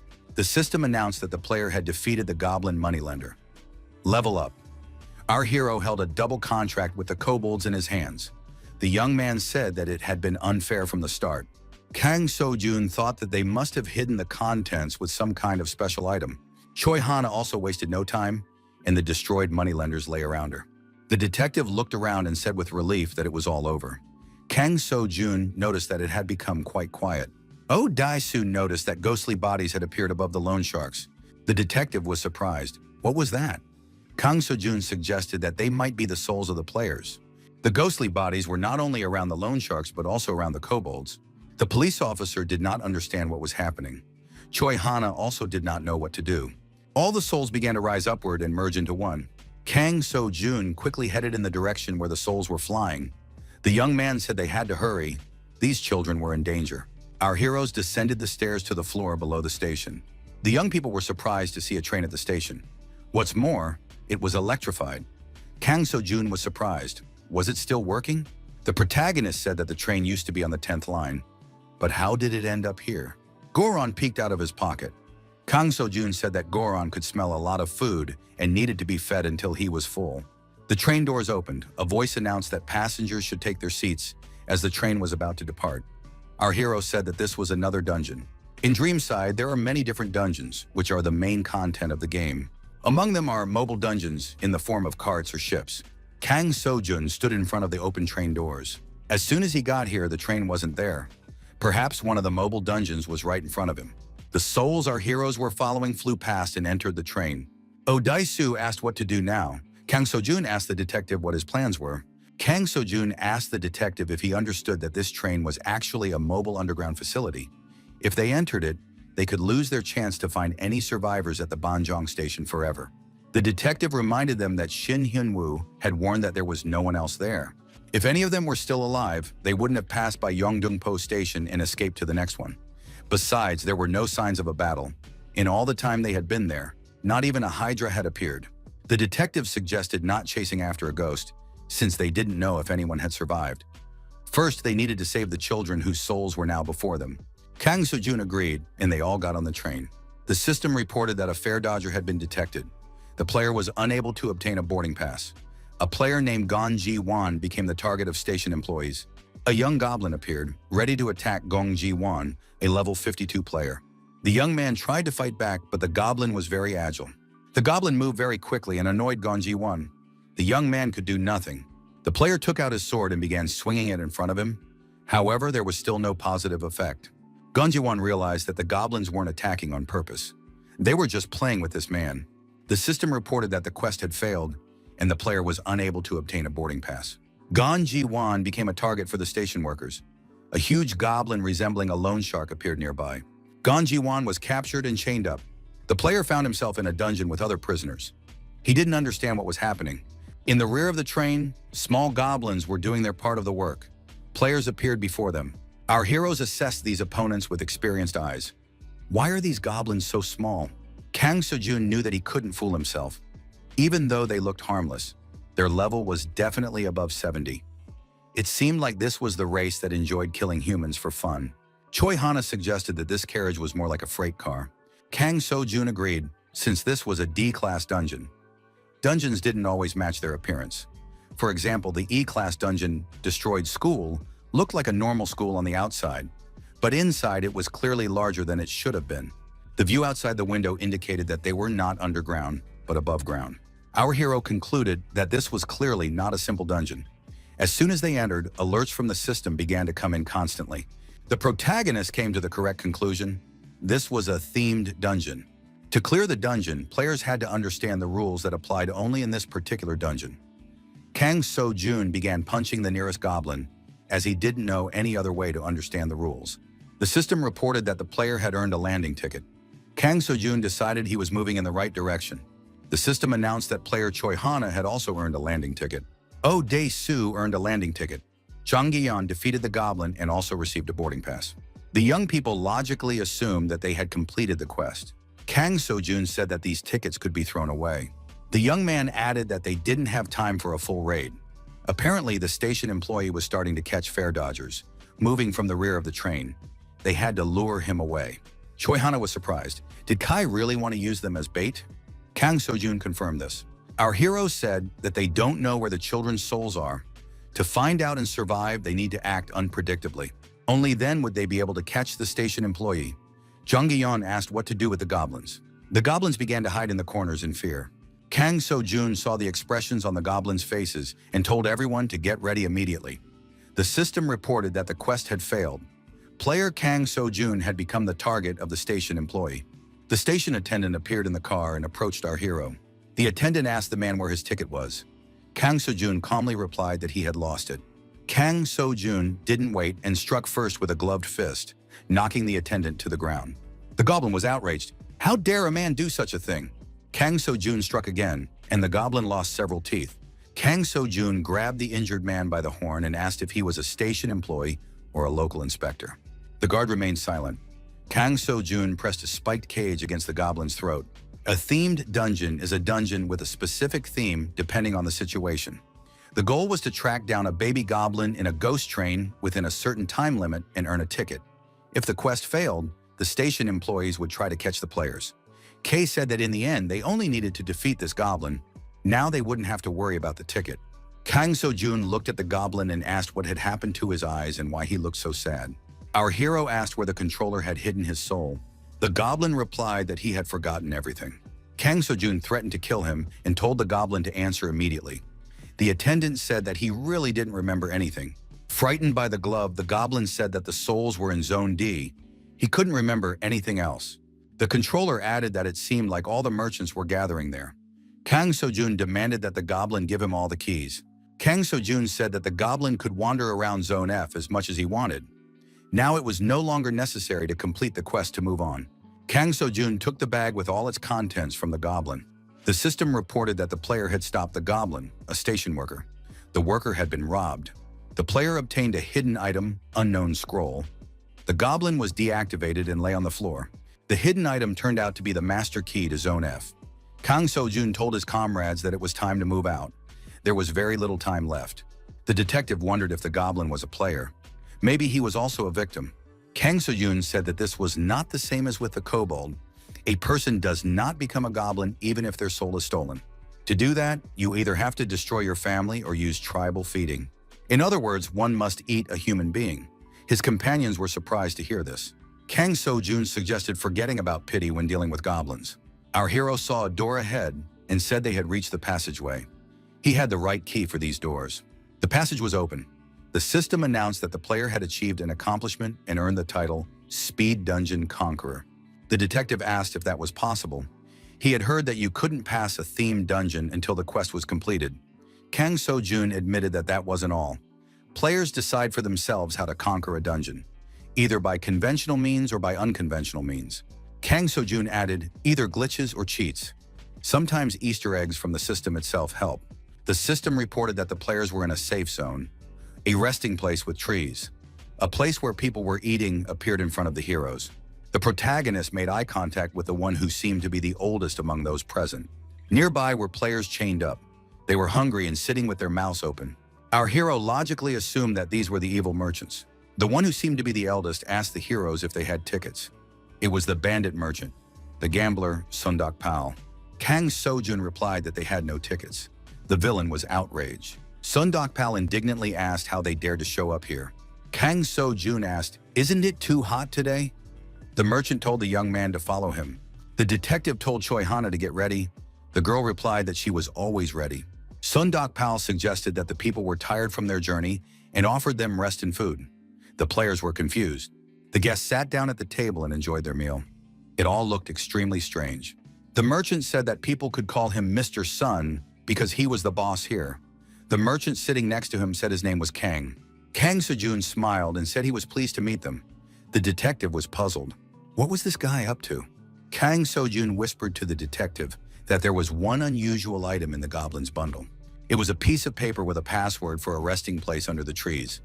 Isn't it too hot today? Kang Sejun wondered how he could return the souls to the children. To do that, he needed to find information about the contract the children had signed with the merchants. However, goblins suddenly appeared. How did they get here? Sundok Pal laughed.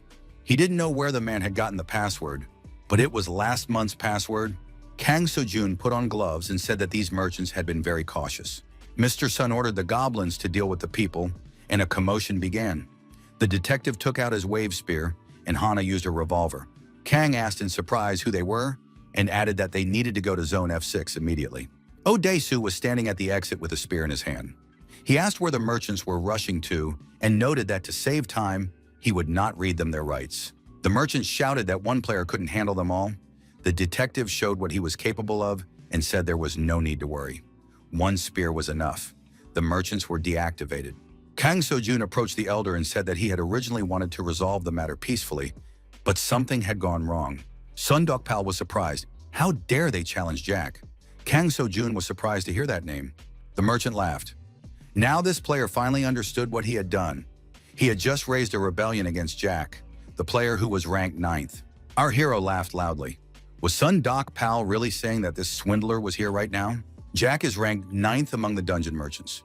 He climbed to the top of the world without participating in combat. He is usually described in one of two ways. Jack is terrible. You should never borrow money from him. Jack is reliable. This man makes honest deals and keeps his word. Only he can find the best quality goods.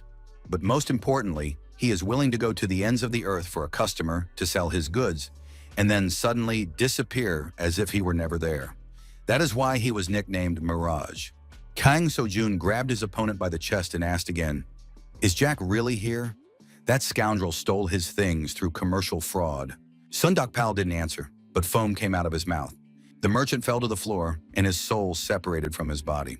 The same thing happened to the bodies of the other merchants. Jang Gi-yun shouted that all the merchants were dead. Kang Sejun thought the same thing had happened to the kobolds. Choi Hana suggested that it might all be Jack's doing. Gyun asked in surprise, "Is Jack really that bad?" Hana called Jack a pathetic scoundrel who deceives people with a smile on his face. She too had fallen victim to his scam, losing the money she had saved for new equipment. Kang Sejun was surprised. Did Jack really deceive the girl too? Hana stated that both of them had suffered at the hands of this swindler.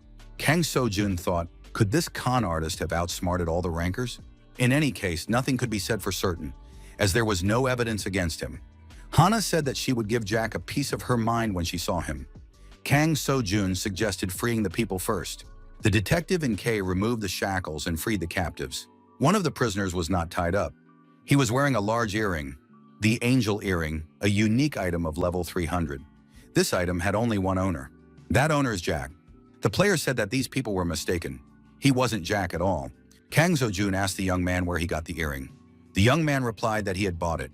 Kay was surprised because it was the Angel's earring. Choi Hana held out a revolver and said she was going to add 9 grams of lead to this guy's brain. The young man bowed his head and apologized, adding that he really was Jack. Jack confessed that he had tricked almost all the rankers, but at the time he just wanted to earn more rewards. Now he was very ashamed. This was the player Ji Sang-soo, nicknamed Jack. Kang Sejun said that it wasn't about what happened in Dreamside, but about what was happening here and now. Jack apologized to Mr. K, saying he didn't know the game would continue like this. Kang Sejun asked Jack how he knew that it was Mr. K in front of him. Jack told her everything as it was. Hana asked again, so he ended up here trying to catch some imposter, and then he ran into them by accident.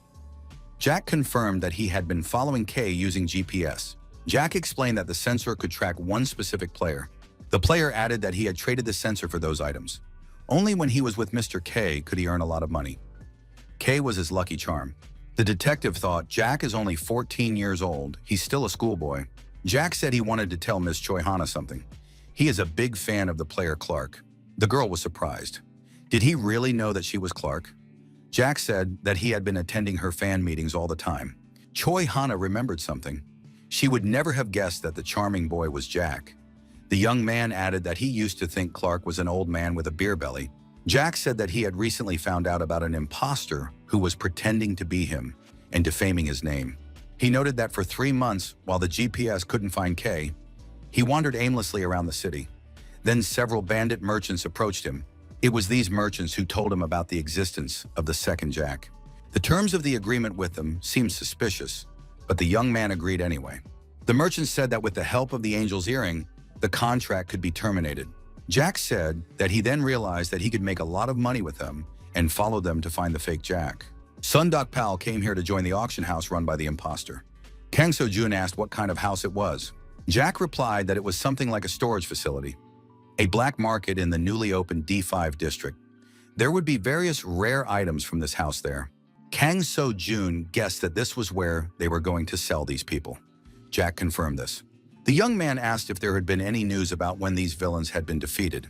They were red players. After they died, they should have dropped items and given experience, like monsters. However, they were still alive and had simply left their bodies behind. Their souls had been transferred to another place. In other words, these people are like vessels for souls, like extra lives. The organizer of all this is the one whom the people have nicknamed the Goblin Master. But there is also the fake Jack. Goblins have a hierarchy. Each of them obeys the orders of those above them. The only and strongest goblin rules over all the others.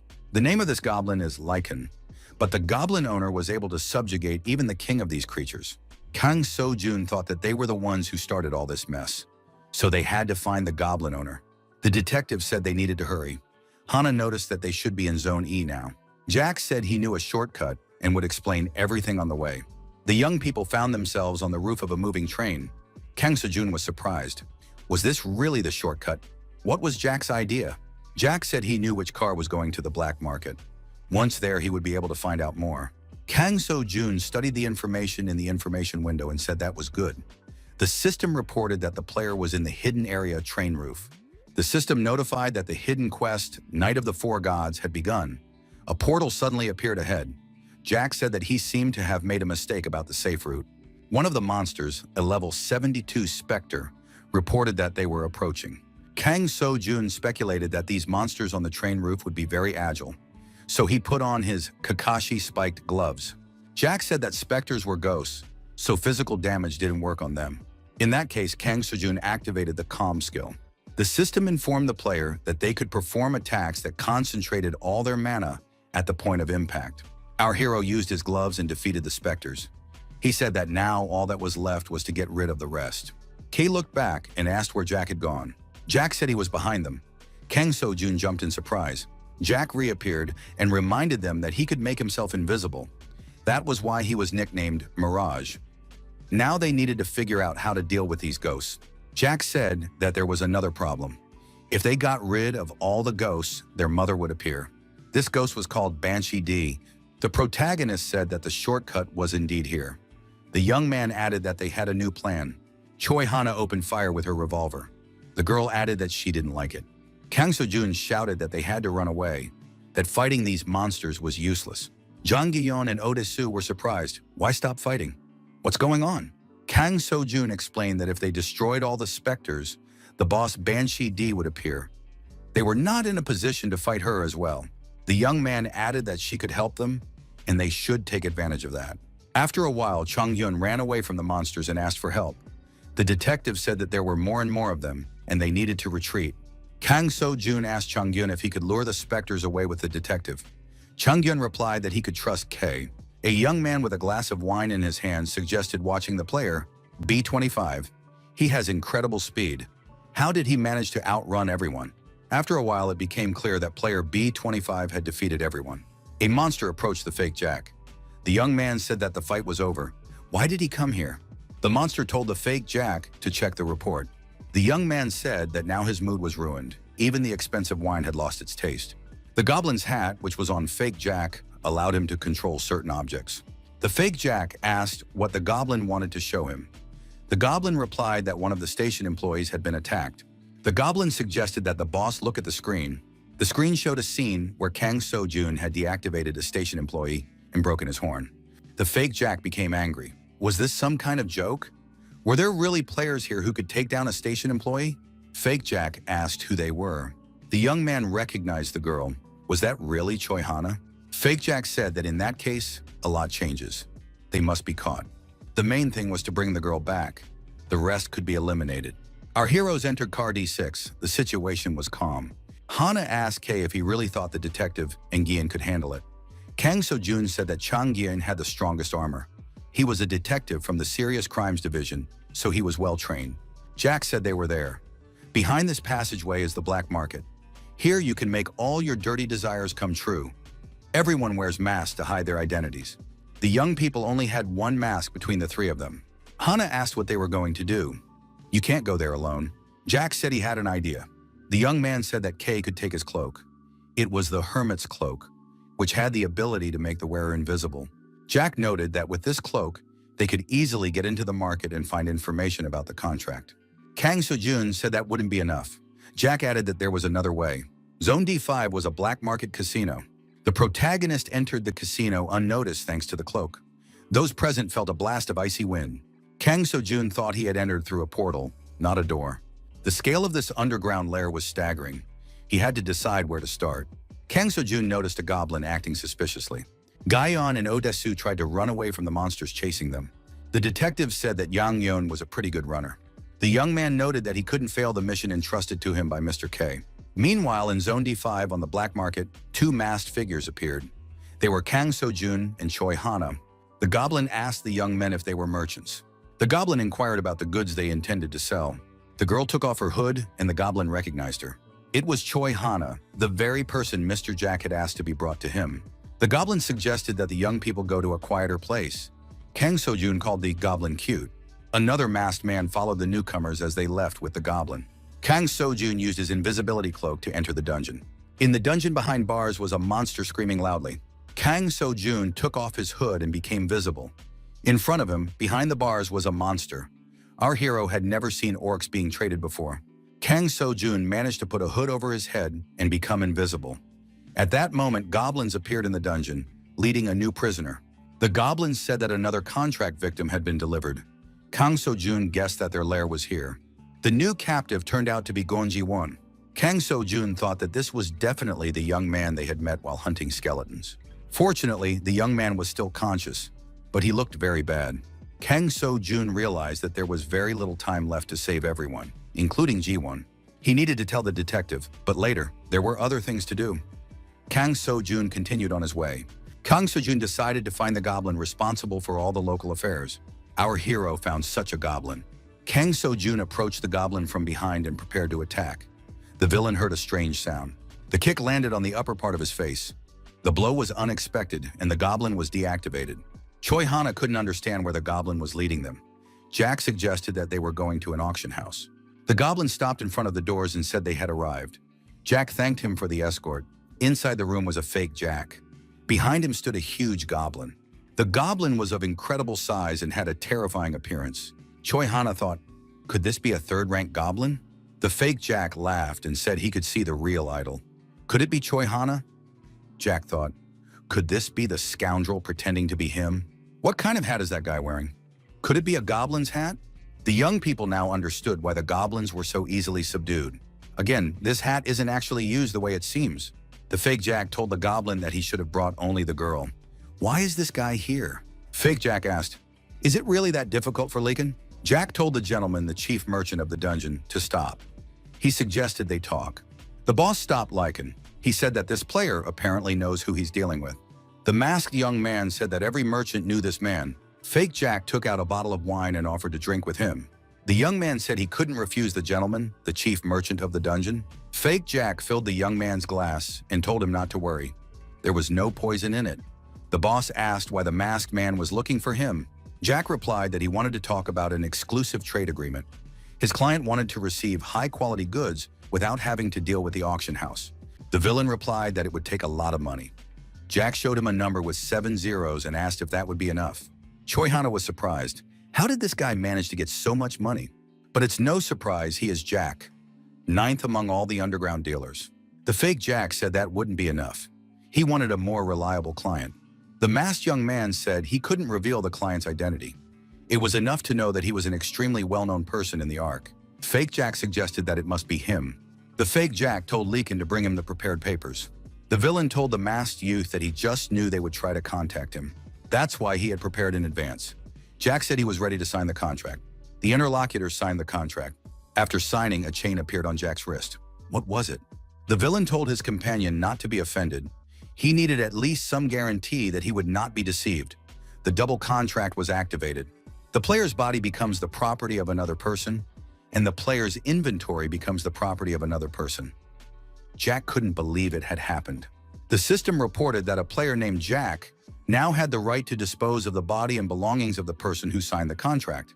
The villain expressed confidence that his opponent would be satisfied. The masked man said that his interlocutor was greatly mistaken. Did he really think he was the only one who had taken care of everything in advance? The fake Jack began to suspect something was wrong. What was going on here? An evil spirit appeared above the villain. Jack said that this was their guarantee. The fake Jack called on Leakin for help. He asked in surprise, did his companion really hope to defeat Leakin with the help of pathetic ghosts? The fake Jack ordered Leakin to destroy the masked man and his ghosts. Jack gave the goblin the order to attack his opponent. Detective and Chang Gi-yeon came to the rescue. They repelled Leakin's attack. Choi Hana said they had arrived just in time. The villain said that these players had attacked the wrong person. The system reported that the double contract had been activated. Unexpectedly, the contract in the fake Jack's hands burned up. He asked in surprise how his opponent had managed to terminate the contract. The young man said he didn't know. The contract simply vanished into thin air. Jack and the fake Jack began to settle their differences. However, the young man in the mask remained calm the whole time. His opponent, on the other hand, was anything but. Jack declared that he was actually dealing with a fake. He said that the person in his place should be worrying about something else entirely. The system reported that all the spectra had been destroyed. A harbinger of doom appeared next to the young people. It was the mother of the spectra. This monster was called Banshee, the mother of Reapers, a Class D boss. The monster was deactivated and lying on its back. One horn was broken. Kang So-jun told the goblin to get up. It was time to answer his questions. Did the goblin really want to be left without enemies? Kang So-jun asked where the double contracts were kept. The goblin replied that the contracts were with the boss, the master of the goblins, Mr. Jack. Kang So-jun asked why the goblins obeyed him. The goblin replied that it was because this man wore the goblin hat.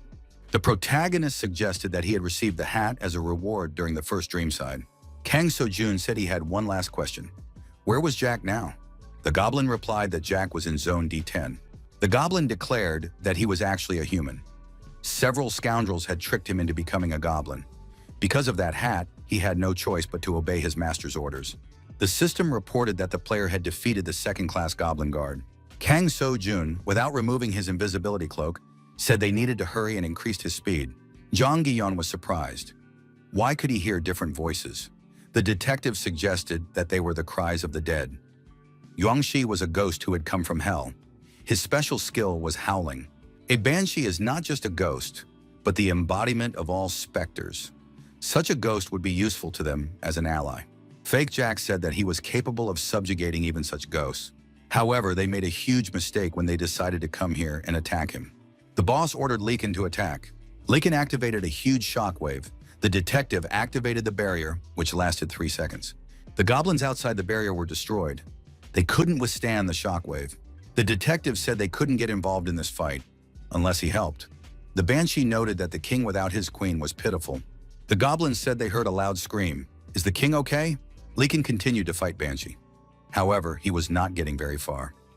As expected, Banshee was very fast and able to block many of his attacks. At this rate, she would easily defeat him. Fake Jack was extremely dissatisfied. Was this all Leakin was capable of? Leakin must protect his master at all costs. Leakin said he was doing everything he could and tried to attack Banshee again. After this attack, Banshee was entangled in chains. Leakin urged Banshee to swear allegiance to him. The hidden boss Banshee was defeated. Fake Jack said that Leakin did well and that he could now finish off the other players, except for the girl. Choi Hana pulled out a revolver, aimed, and fired. The bullet hit Leakin. However, it didn't have the desired effect. The girl thought that the monster was regenerating quickly. Too quickly. Her level was clearly not high enough. Suddenly, Kang Sejun appeared in front of Leekin. The young man was ready to attack the huge goblin. Our hero hoped that Banshee would at least be able to put pressure on the goblin. The protagonist assessed the situation and tried to identify Leekin's weak spot. Kang Sejun handed Ji Sang-so his cloak and thanked him. Leekin struck, and our hero was sent flying backward, but managed to stay on his feet. Kang Sejun counterattacked the giant and delivered a crushing blow. Choi Hana said that this Leekin was a good fighter, even with one hand. That's what a third-rank goblin is. The detective said that they could leave him to Kang Sejun and take care of the double contracts for now. Ji Sang-so said not to worry, he would take care of them. Jack rummaged through his inventory and pulled out the sheets. They were the very contracts. Ji Sang-so began to carefully study the available information. The fake Jack was surprised. How did his items end up with this masked man? Ji Sang-so said that his opponent didn't even expect to be deceived. Now he would explain how it happened. Anyone who dares to lie to an angel's earring will have their own lies reflected back at them. Information emerged that player Ji Sang-so had the right to dispose of his opponent's belongings. Player Ji Sang-so had the right to dispose of his opponent's body. Ji Sang-so took off his mask and said that now all the fake Jack's belongings, even his body, belong to him. It's all stated in the contract. Ji Sang-soo added that this guy is now effectively his slave. Ji Sang-so asked if his opponent had lost anything. Jack was holding the goblin's hat. Jack said that he knew everything. With this hat, one could control goblins. Jack said he was curious to see what this scoundrel would bring him this time. The fake Jack rushed at the goblins and said he needed help. Chung Gi-yeon said that the goblins were already close and that they needed to use the hat quickly and become their king. Ji Sang-so said that this was impossible. The existing goblins only obey their original master. They are bound to him by their souls, so it's not that simple. Chung Gi-yeon asked what to do now. Should they just wait for the goblins to attack them? Kang Sejun said that they had one option. They must defeat Leekin. The protagonist kicked the giant again. Our hero knew that he was facing the strongest D-class monster. It was difficult to fight him. There's a chance to win if you try to knock him down. Jack shouted that he had a hat. Kang Sejun rushed toward Jack. In that case, he would become the king of all goblins, and no one would be able to control him. The player obtained the item Banshee's Scythe. The fake Jack was surprised. Does this guy really think he can defeat Leekin with some kind of stick? Leekin turned around and approached our hero again. The huge goblin said that this time he would deal with this pathetic human. The protagonist activated the Dragon's Eye skill and said that now he could see everything. Kang Sejun realized that he wouldn't be able to fight such a powerful opponent for long. With a Class D boss like this, you have to hit a specific spot. Choi Hana would be perfect for that. Hana aimed her revolver and fired. Leekin dodged and the bullet flew past him. The goblin said it was useless. The fake Jack laughed again. Did they really think they could defeat Leekin with such a toy? However, in the next moment, fake Jack's body stopped obeying him. His new master was controlling fake Jack's body. The villain told the guy to stop what he was doing immediately. No one had ever done that to him before. Kang Sejun looked at Leekin and said that the goblin had been caught. Leekin approached the fake Jack. The villain was frightened and told Leekin to destroy those people immediately. Leekin didn't move and stared intently at his former master. Kang Sejun told the fake Jack that their agreement was now null and void. Kang Sejun added that after activating the Dragon's Eye skill, he had broken the chains that bound them. Leekin grabbed the fake Jack by the head. The young man couldn't believe that this was happening. Leekin was bound by the chains of the new contract and said that, as a goblin, he had sworn allegiance to the king. He must obey any orders without question. However, Leekin couldn't understand why this natural bond caused him pain. Why was it so unpleasant for him? Leekin said that this man was no longer his king and he would not obey him. The goblins present fell to the ground and bowed their heads before Leekin. Jack said that the chief goblin was finally free. His growl alone was enough to make the others kneel. The fake Jack shouted at Leekin to shut up immediately and obey him. Leekin said that this man was not worthy of being king. The fake Jack was deactivated and his lifeless body fell to the ground. Leekin, turning to our hero, said that it was his turn. Kang Sejun told Leekin to stop. Why did they need to fight? Wasn't it better not to waste their strength? The protagonist put on the goblin hat. The system announced that the player had been given the title King of the Goblins. The player can now control the souls of goblins. Leekin was immediately bound in chains. He shouted that a human had no right to do such a thing. Kang Sejun said he wasn't angry with Leekin at all, but he couldn't do anything else. Chung Gi-yeon shouted, "What's going on?" He looked as if he had been struck by an arrow. Does the hat not work? Kang Sejun was surprised. Has the hat stopped working? Is Leekin completely disobedient? What should we do now? The protagonist activated the Dragon's Eye skill again. Kang So-jun suggested that there was something foreign inside the goblin's body. Licken coughed and leaned over the goblin's body. Jack said that the monster was just laughing at them. Kay noticed that even his arm had been restored. Licken struck the ground with his restored hand, activating a shockwave. The young people were blown away. Kang So-jun suggested that this wasn't the end of it. Jack said that Licken possessed incredible strength. Licken held the body of the fake Jack in his hand. Ji Sang-soo suggested that Licken had chosen that guy as his victim from the start. Licken opened his mouth and prepared to swallow the fake Jack. Kang So-jun shouted for the goblin to stop. What was he doing? The fake Jack raised his head and with his last ounce of strength, said that no one would get out of there. Licken swallowed the fake Jack without saying a word. Ji Sang-soo was shocked and asked Kay what was going on. The system reported an error. The system is checking the error status. Kang So-jun looked at Licken and suggested that the real Goblin King had appeared. The system reported that a Class C boss had appeared. The luggage compartment contained everything that was currently in stock. That amount should be enough for a week. The masked player said that these items needed to be added to his inventory.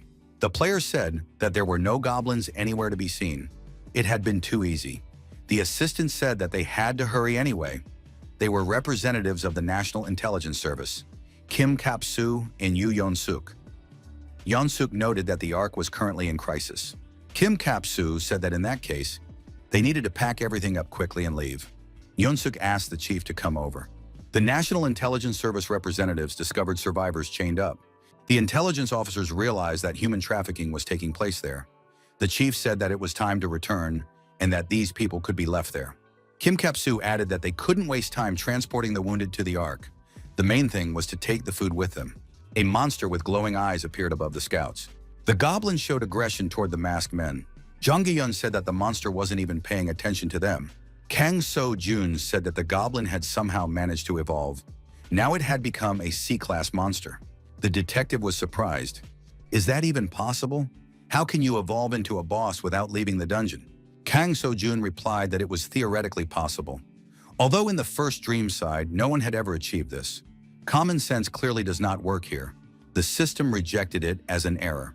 Either way, the goblin was now a trigger they had already encountered. Although he had managed to evolve, he had completely lost his mind and was only moving to achieve his desires. He had only one desire, to become stronger. Choi Hana wondered what they should do now. The protagonist replied that the monster had not yet fully evolved, but it was definitely not a normal C-class goblin like the ones he had encountered before. It was not a carrier of the virus that caused disease and increased the number of triggers and hydras. In the first dream side, research was conducted on the evolution of various mobs through interaction with spores, but it ended in failure. In the second dream side, other changes may have been applied to him that were not originally in the first version of the game. Kang So-jun activated the Dragon's Eye skill. The goblin had a strange glow around its neck. This was what alarmed our hero the most.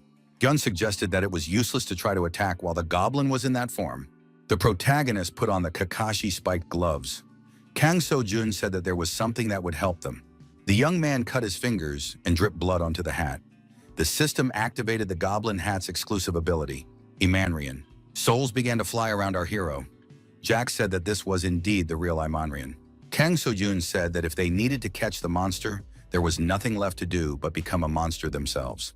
The system informed us that the player could now control souls. The amount of power available depended on the number of souls used. It was like using souls as a shield.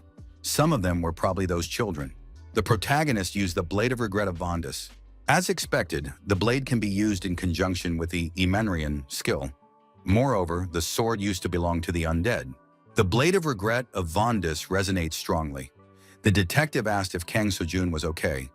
The young man told Ode-su to step back just in case his soul was also drawn in.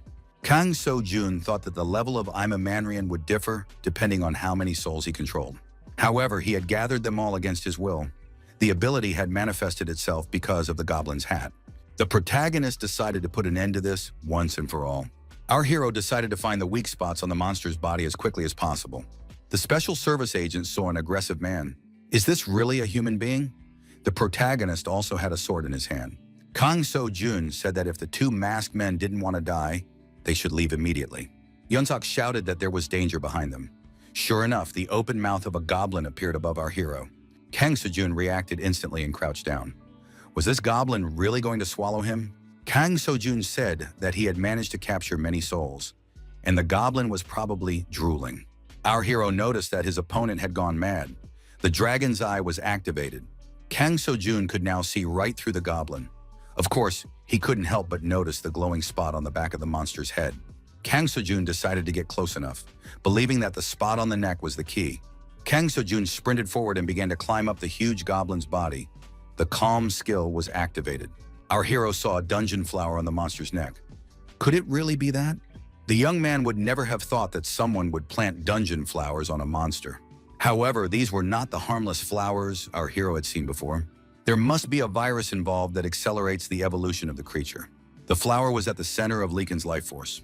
Kang Sojun swung his sword and activated its exclusive ability, Spiky Frost.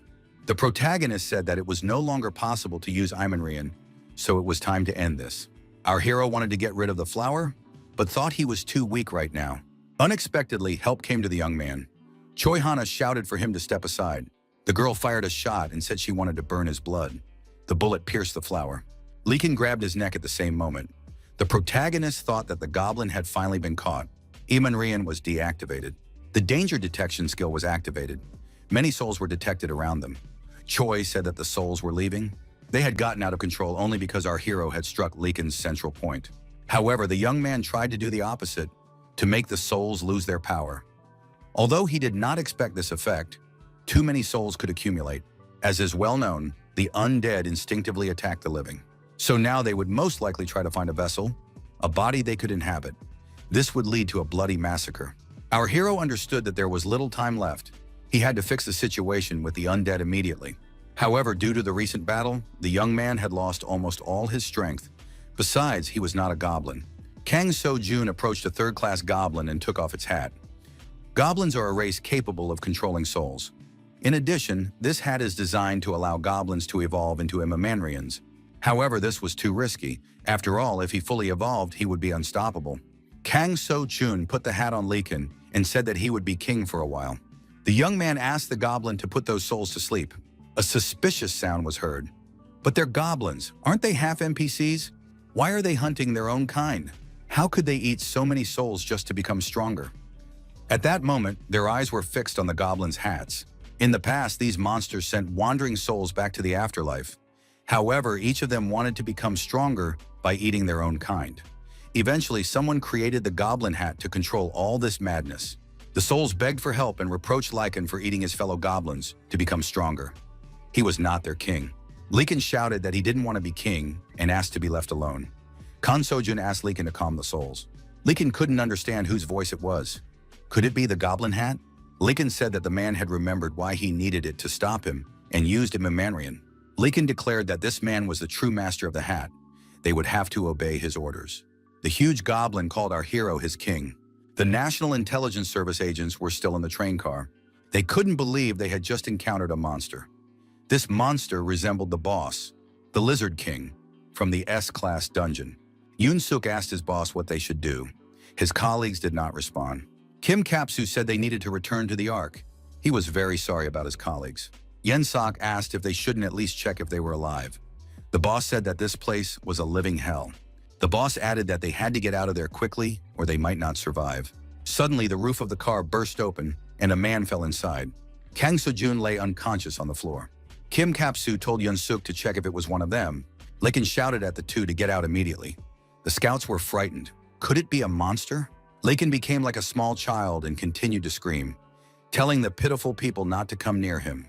The scouts were surprised. Where did this kid come from? He looked like a goblin. Liken couldn't hold on and fell onto his back. He was holding a heavy weapon in his hands. The fake Jack from the company was unharmed. He said he had the strength of a monster. Jack couldn't believe that a third-rate goblin seemed so helpless. Maybe he hadn't had enough showers? The fake Jack promised to finish off Liken. Then he would see the true power of the company. The fake Jack drew his sword and shouted for everyone present to leave immediately. Suddenly, Jack collapsed to the floor. He didn't understand what was happening, but his body refused to obey him. Standing before the fake Jack was a man who said he was glad to see slave number one. The real Jack said he wouldn't let this scoundrel die so easily until he paid back his debt. The fake Jack was outraged. Who was this guy? And how dare he touch him, an employee of the company? Jack declared that he was a merchant who would be much more ruthless than his opponent. Kang So-jun was surrounded by a huge number of frenzied souls. The young man thought that if this continued, these souls would devour him sooner or later. Little Lycan asked our hero if His Majesty was all right. The player had been given the title King of the Goblins, and now all the goblins bowed their heads before him. Kang So-jun, sitting on the bed, wondered if he had really been lying there unconscious for 2 whole days. Choi Hana said, "Finally, Kay has woken up." On the protagonist's bed were Little Lycan and Garan. Kang So-jun said that they were national intelligence agents straight from the Ark. Was the government still alive? Hana agreed. Ji Sung-soo had just left for negotiations. Things weren't looking good at the Ark. They were facing a severe food shortage. Most likely it was the fault of the Yareos, who had cut off all land routes. If they haven't been able to completely clear out the dungeon in all this time, then it must be the largest in the city. Kang So-jun noted that if they hadn't organized an entire corps, then the lizards were most likely S-class or higher. Kang So-jun asked about the survivors. Hana replied that they had managed to find Gong Ji-won among them, but he was in serious condition. The detective took him to the Ark, where the doctors were still there. Hana added that the rest had stayed behind. They had no other choice. Lycan said he was waiting for new orders from the king. Kang So-jun asked what had happened to the children's souls. Had they disappeared? Lycan replied that the souls were fine. He had kept them. Kang So-jun was delighted. Could the child really bring them back? Lycan explained that all the souls inside the hat were mixed together, so it was impossible to select or remove one. Besides, the goblin hat did not belong to him. Until His Majesty's life came to an end, it would belong only to the king. Kang So-jun thought it was all very strange, starting with the fact that, despite being a monster, Lycan's name still glowed white. Kang So-jun speculated that Lycan had lost almost all of his power while trying to put the souls to sleep. So there was no point in giving him the hat. Was there really no other way out? The goblin said that this required great royal majesty. Ji Sung-soo entered the room and said that he had returned directly from the Ark. Kang So-jun asked how the detective was doing. Jack replied that Oh Daisu was still there, and that Gong Ji-won was in critical condition. Kang So-jun asked how the fake Jack was feeling. Our hero suggested that Ji Sun-soo and the fake Jack were connected to the angel earring. San-so confirmed that he had made an extremely unfavorable deal with the fake Jack. Kang So-jun thought that Jack's deal was so clean for a reason.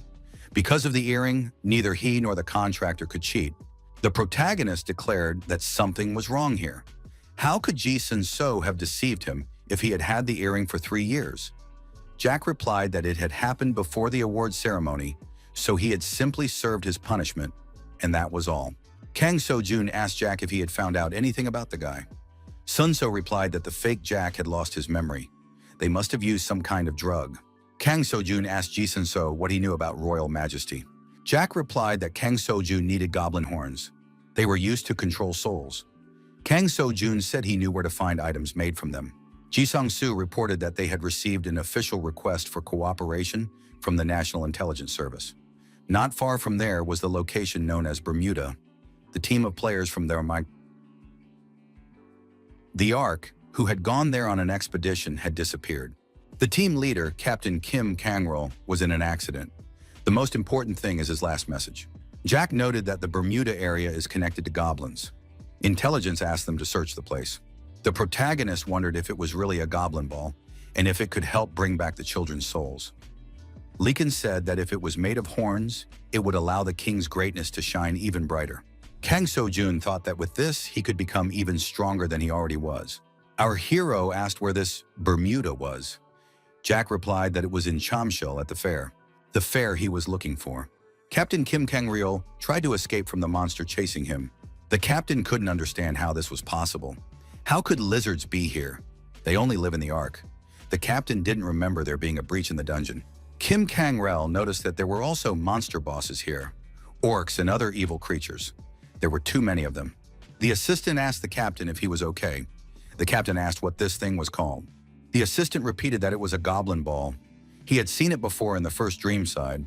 Kim Kang-rol thought that he himself was somehow involved in all this. It couldn't be that monsters carried equipment that didn't match their characteristics. The assistant said that the captain's life was in danger and they needed to think about how to get back. Kim Kang-rol replied that there was no need to worry. They would definitely find a way out. However, it was a trap. They had to make sure no one could get in. The train doors opened and Kang So-jun appeared at the threshold, accompanied by his comrades. Ji Sang-so said he would wait for them in the car. Kang So-jun asked Jack to take care of the others instead. Kang So-jun reminded him that the boss of this dungeon was still a third-class goblin, and if Lee Kan belonged to him, then the right to move the dungeon also remained with him. Choi Hana said that there were no traces of monsters or humans. This was unsettling. The girl added that, on the other hand, she was glad to finally visit the fair. Chung Jung was surprised. Had Choi Hana never been there before? The girl replied that she had debuted at a young age, so she could only dream of walking peacefully in such crowded places. The protagonist had already forgotten that Hana was the most famous idol in the whole country, known by absolutely everyone. The young people arrived at the venue. Hana told Kang So-jun not to lag behind. Kang So-jun thought something was wrong. It was too clean. Could it be that no one else had been here? Choi Hana was delighted by what she saw, while Nas looked around with interest. Our hero had the feeling that he had returned to his normal life. Kang So-jun heard a strange sound and activated his dragon eye. The young man sensed a suspicious energy wave. The nearby carousel suddenly started moving. Kang So-jun shouted for everyone to get ready. Hana pulled out her revolver, and Gyeon thrust his sword forward. The protagonist thought they were attacking, and that there were many of them. The Blade of Regret of Wandus was used. However, to everyone's surprise, people appeared at the fair, including children. Kang So-jun couldn't believe his eyes. People said that it was a real fairy tale world full of hope and romance. Choi Hana asked Kang So-jun what was going on. The young man just shrugged in response. Someone noticed the girl and recognized her as Choi Hana. She looked even cooler in real life. People assumed that the idol was filming here. Otherwise, who would come to a fair in armor? Choi Hana was even asked for an autograph. Kang So-jun continued to watch everything with tension and distrust. The system reported that a smoke grenade had been used. After that, Kang So-jun said they should leave. When the smoke cleared, people realized they had lost sight of Choi Hana. Kang So-jun noticed that they had attracted too much attention. Hana suggested that it was because of their costumes and that it would be a good idea to change them. The young people went into a store selling school uniforms on sale and changed their outfits. Choi Hana noticed that she hadn't worn a school uniform in a long time. Jung Gi-yeon said he wouldn't change. He liked the attention. Hana put on a Panama hat and said that everyone knew her face. Now they could look around the place without being noticed. Lee Kan asked his king what the tall tower was. Are people really that tall? Kang So-jun also didn't expect the fair to be so big. Choi Hana said it was as if nothing had happened. The girl added that people were happy and pleasant music was playing. It seemed like everything that had happened was just a dream, and now they were back to reality. The girl looked at the ticket she had just been handed and noticed something strange. It had been issued last year. Hana was surprised. Had they really gone back in time? Kang So-jun replied that they hadn't gone back. Hana could check her phone. It was just that the place itself indicated a specific moment in the past. Kang So-jun added that it was all just an illusion. Choi Hana regretted that none of this was real. Hana raised her phone, called the young man over, and took a selfie. The girl said that even though it was an illusion, it turned out very beautiful. Choi Hana added that they should at least have one photo together. Kang So-jun thought that the girl didn't look like herself right now. She didn't look like an idol performing on stage, nor did she resemble Clark's arrow. Passers-by recognized Choi Hana again and decided that her boyfriend was next to her. Kang So-jun said that they had been spotted again. Choi Hana laughed and said that they needed to hide quickly. Kang So-jun called Chung Gi-yeon and said they had to get out of there immediately. Choi Hana wondered what they should do now. Kang So-jun wanted to figure out why everything was happening this way. The young people found themselves on the train again. Our hero declared that this place was not a dungeon. Hana asked where they were then. After all, this place was perfect for a themed dungeon. The protagonist admitted that he had thought so at first. However, when they entered, no one received a notification that they had entered a dungeon. The girl asked what it was then. Kang So-jun, unfortunately, couldn't explain what was happening either. On top of that, Garan was drooling over the fantastic smell that filled the air. He was rejoicing over the delicious food nearby. The young man thought, when Garan behaves like this, it means there is a dungeon nearby. But the system showed that the smell was spreading everywhere. Gyeon said they would have to search everything again. Hana pointed out that they hadn't found anything last time. Kang So-jun said that now they would do things differently. The young man suggested putting on a concert. Our hero added that while they were examining the place, he noticed several strange energy flows. But as soon as he got closer, the flows disappeared. Now they would try to attract them to themselves. Hana asked in surprise if that could really work. Kang Seo-jun replied that he didn't see any other options. Yeon informed our hero that they had finished setting up the stage. Choi Hana said that if they were going to put on a concert, everything had to be top-notch. The girl added that even if it was an illusion, people here believed it was real.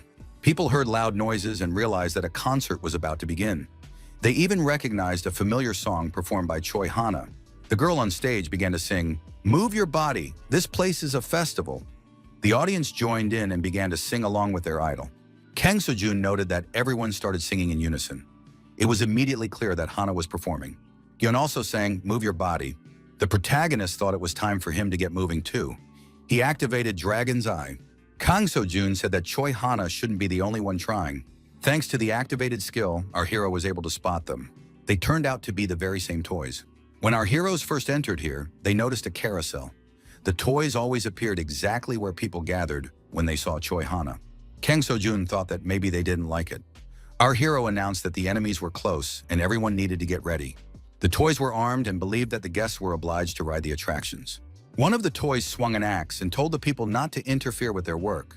Kang Seo-jun appeared just in time and kicked the toy far away.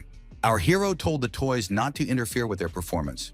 The toy bear prepared to attack Kang Seo-jun. Someone shouted, "Welcome to the fair!" The voice became intermittent, and people began to scatter into pixels and disappear. The voice announced in a broken tone that the night opening was about to begin. Hana was surprised. Why did the people disappear? And why did night fall so quickly? Gyun screamed in fear and pointed somewhere to the side. A huge number of monsters were approaching the young people. The player used the Vondas Blade of Regret. A voice announced that this was a themed dungeon called Monster Party. It also wished everyone a happy day. Kang Seo-jun dealt with the monsters that approached him. The young man thought, if this isn't a dungeon, then there must be another reason. The Dragon's Eye was activated again. Kang Seo-jun saw a rabbit holding a shiny ball nearby. The rabbit turned and ran away with the ball. At that moment, a bull with long horns charged at Changyeon. Hana fired her revolver and said there were too many monsters. Kang Seo-jun decided that Hana needed to catch up with the rabbit. Arc, Zone 3. The guards shouted for the approaching man to stop. What is his name? The young man raised his hands and said he was from Captain Kim Kang-rail's squad. His name was Kim Hong. Player Kim Hong asked to be connected to Captain Na-han Sok. He had important news for him. One of the guards was surprised. Had this player really returned alive from the Bermuda Islands? Na-han Sok asked how he had managed to do it and what had happened to the others. Kim Hong replied that he had escaped thanks to his ability to move through space. The others were still in captivity. The fair is located in the Bermuda Triangle and turned out to be a huge trap. At the moment, they had managed to find traces of a dungeon, but it was no lower than D rank. Kim Hyun added that high-level players have no place there. The player explained that everything happening there is somehow connected to memory.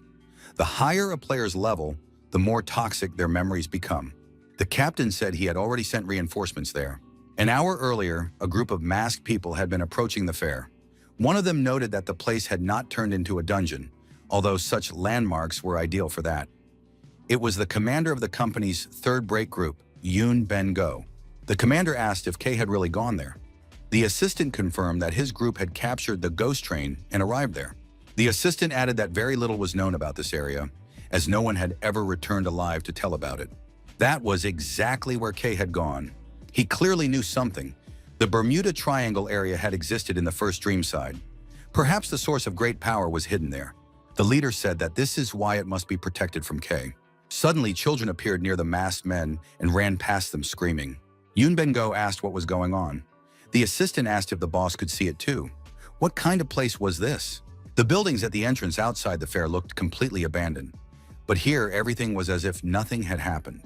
It was like before the opening of the second dream side. Yoon Ben-go said they needed to figure out what was going on. Yoon Ben-go wondered what kind of event was taking place there. The team leader couldn't believe his eyes. Was this possible? The masked people heard a song performed by Choi Hana. Was she really giving a concert here? That meant she was with Kay. Yoon Ben-go ordered everyone to move toward the stage. The group leader was surprised when he realized that night had suddenly fallen. Even before that, the whole place had seemed strange to him. A huge monster attacked the group of masked people. After that, people who looked like pirates appeared. Where did they all come from? Yoon Ben-go ordered everyone to prepare for battle. Yoon Ben-go noticed that Kai had appeared in front of him. But where had he come from? Choi Hana also appeared with a revolver in her hands, ready to open fire. Leekin, with a hammer in his hand, also prepared to help his king. Lycan was surprised to see a second-class goblin among the enemies. What was he doing here? How dare he go against the king? The goblin struck and Lycan was sent flying backward. Lycan couldn't believe that some pathetic goblin had managed to defeat him. Suddenly, Chang Hyun appeared and pulled Lycan out of the danger zone. Lycan shouted for Gyeon to put him back. He was going to destroy that goblin. Gyeon told Lycan to pull himself together and look at himself in the mirror. Gyeon continued to run away, while Lycan kept demanding that he bring him back. Suddenly, a huge warrior appeared in front of Chang Gi-yong. The young man stopped abruptly. Gyeon said that the warrior might attack him. Or couldn't he hear anything? Suddenly, Hana appeared and deactivated the warrior. She told Lycan and Gyeon to hide immediately. Gyeon was surprised that Hana was able to handle such an opponent. Lycan agreed that they needed to run. Lycan noted that he wasn't as strong in battle now, so it was better to run. The goblin thought that while he was controlling souls, he had lost his strength. But he didn't regret it, because it was His Majesty's order. Chang Gyeon approached and said that Kang Seo-jun had turned into Imamon. In that form, no monsters could match him. Chang Gi-yong admitted that he was even scared.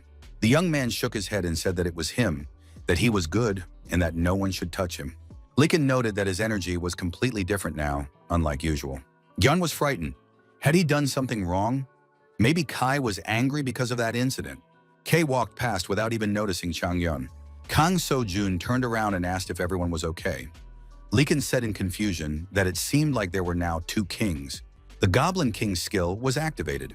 Lycan pointed at Imanrian and asked the hero who this imposter was. Kang Seo-jun admitted that he himself did not fully understand what was happening. Kang Seo-jun said they were moving quickly, so they needed to be ready. The system reported that the player had used the skill Spiky Frost. Our hero told his comrades that they now had a little time to rest and gather their strength. Gyeon noticed that it had suddenly gotten dark, and that monsters become even more active at night. Choi Hana said that it was Kang Seo-jun, the same face. The hero confirmed that it was indeed him. The young man suggested that all of this might be because of that item, those strange waves. It all started with the thing the rabbit was carrying. It was clearly a goblin ball. Choi Hana suggested catching up with the rabbit and taking the ball. Kang Seo-jun said that all the monsters were just illusions, just like the people they had seen during the day. The young man added that he even knew the reason why they appeared. It was probably connected to their memories. After they got off the train, he no longer turned into Imamanrian, which meant that no one here could have known about it. Perhaps the object had somehow affected their memory. But why did memories of Imamanrian come to the surface? Kang Seo-jun asked his colleagues what they thought of his appearance in the form of Imamanrian. Gyeon said it was striking. Hana added that it looked delightful, though a little frightening. Kang Seo-jun said that was the point. The emotion that allows a monster to be pulled into reality is fear. Each of them is afraid of something. That's how all these monsters came to be. And just now, Imamarian appeared as an object of fear from Lycan's memories. Kang Seo-jun wondered what would happen if monsters he himself feared appeared. Could the dragon from the S-class dungeon really come to life? Kang Seo-jun said that Captain Kim Kang-ro must definitely be somewhere around here. Otherwise, they wouldn't have found out about the goblin ball. There are two goals: find the captain and find that ball. A huge centipede suddenly appeared in front of the young people. Chang Gi-yeon, as usual, screamed loudly out of fear. Kang Seo-jun realized that they were now seeing his nightmare. Hana took out her revolver and said she would deal with the centipede herself. The centipede's weak spot was its palate. The girl decided to get closer to the vulnerable spot. The centipede opened its mouth and growled loudly. At that moment, a shot rang out. Kang Seo-jun asked Chang Gi-yeon if everything was okay. The young man nodded affirmatively. Gyeon told him that when he was a child, his father would lock him in a box when he scolded him. And there were always these creatures crawling around in that box. Choi Hana noticed that all the commotion was attracting the monsters. Kang Seo-jun told everyone to get their weapons ready. Another enemy appeared nearby. It was the aristocrat Norhan, an NPC. Choi Hana said that this NPC was here because of her. She used to hate this character because he reminded her of a certain stalker. Apparently, it's not just monsters that are appearing. The aristocrat Noran elegantly drew his sword. Kang Seo-jun said he would deal with him himself. Hana advised him to be careful. He was level 200, if not higher. The rivals faced each other. Kang Seo-jun couldn't get the better of his opponent. Our hero even thought that this NPC might be impossible to defeat. The protagonist knocked the sword out of his opponent's hands, leaving him unarmed. After that, our hero dealt with Norhan and said it was time to move on. Hana pointed at the tower in fear. The protagonist saw a rabbit holding a goblin ball in its hands. Kang So-jun activated the calm skill and thought that this time the hare would not escape him. Kang So-jun shouted that he was coming after it and moved forward. The rabbit remained where it was. Kang So-jun jumped high into the air and prepared to attack. The rabbit turned around again and ran away, holding the ball tightly in its hands. Kang So-jun caught up with the rabbit and pushed it. The rabbit lost its balance and dropped the ball. Jang Gi-yeon was there to catch it and prepared to catch the ball as it flew down. Jang Gi-yeon reached out and grabbed the ball. It was done. However, under the influence of external forces, the ball slipped out of the player's hands. The ball ended up in the hands of another toy, a bear. Kang So-jun thought, who are these guys? The danger detection skill was activated. The protagonist saw that the very same dragon was approaching him, the S-Class Dungeon Master, level 500, Kamushi. A huge clown also appeared and said that they had a guest. Kang So-jun admitted that he had suspected a meeting with Kamushi. Gyeon asked who Kai had actually summoned. Kang So-jun said he would try to buy some time, while Gyeon, Hana, and Leekan should flee immediately. Kang So-jun was ready to face the huge dragon alone. Suddenly, there was an explosion, and our hero was blown far back by the shockwave. Hana, Gyeon, and Leekan were also thrown in different directions, but then gathered together. Gyeon logically asked what that was. Chungjun looked ahead and asked if Choi Hana could see it. The young people saw that Kei was standing with a sword in his hand in front of the huge dragon. Kei noticed Imamanrian standing on a hill. The young man thought they looked like two peas in a pod. Imamanrian held a huge sword in his hand and was ready to fight the dragon. The confrontation happened suddenly and turned out to be very fierce. Lycan wondered if this was how His Majesty had been in the past. Gyeon still did not understand how Kei was able to split himself in two. Kang So-jun suggested that someone had summoned this guy. There was someone here who feared him.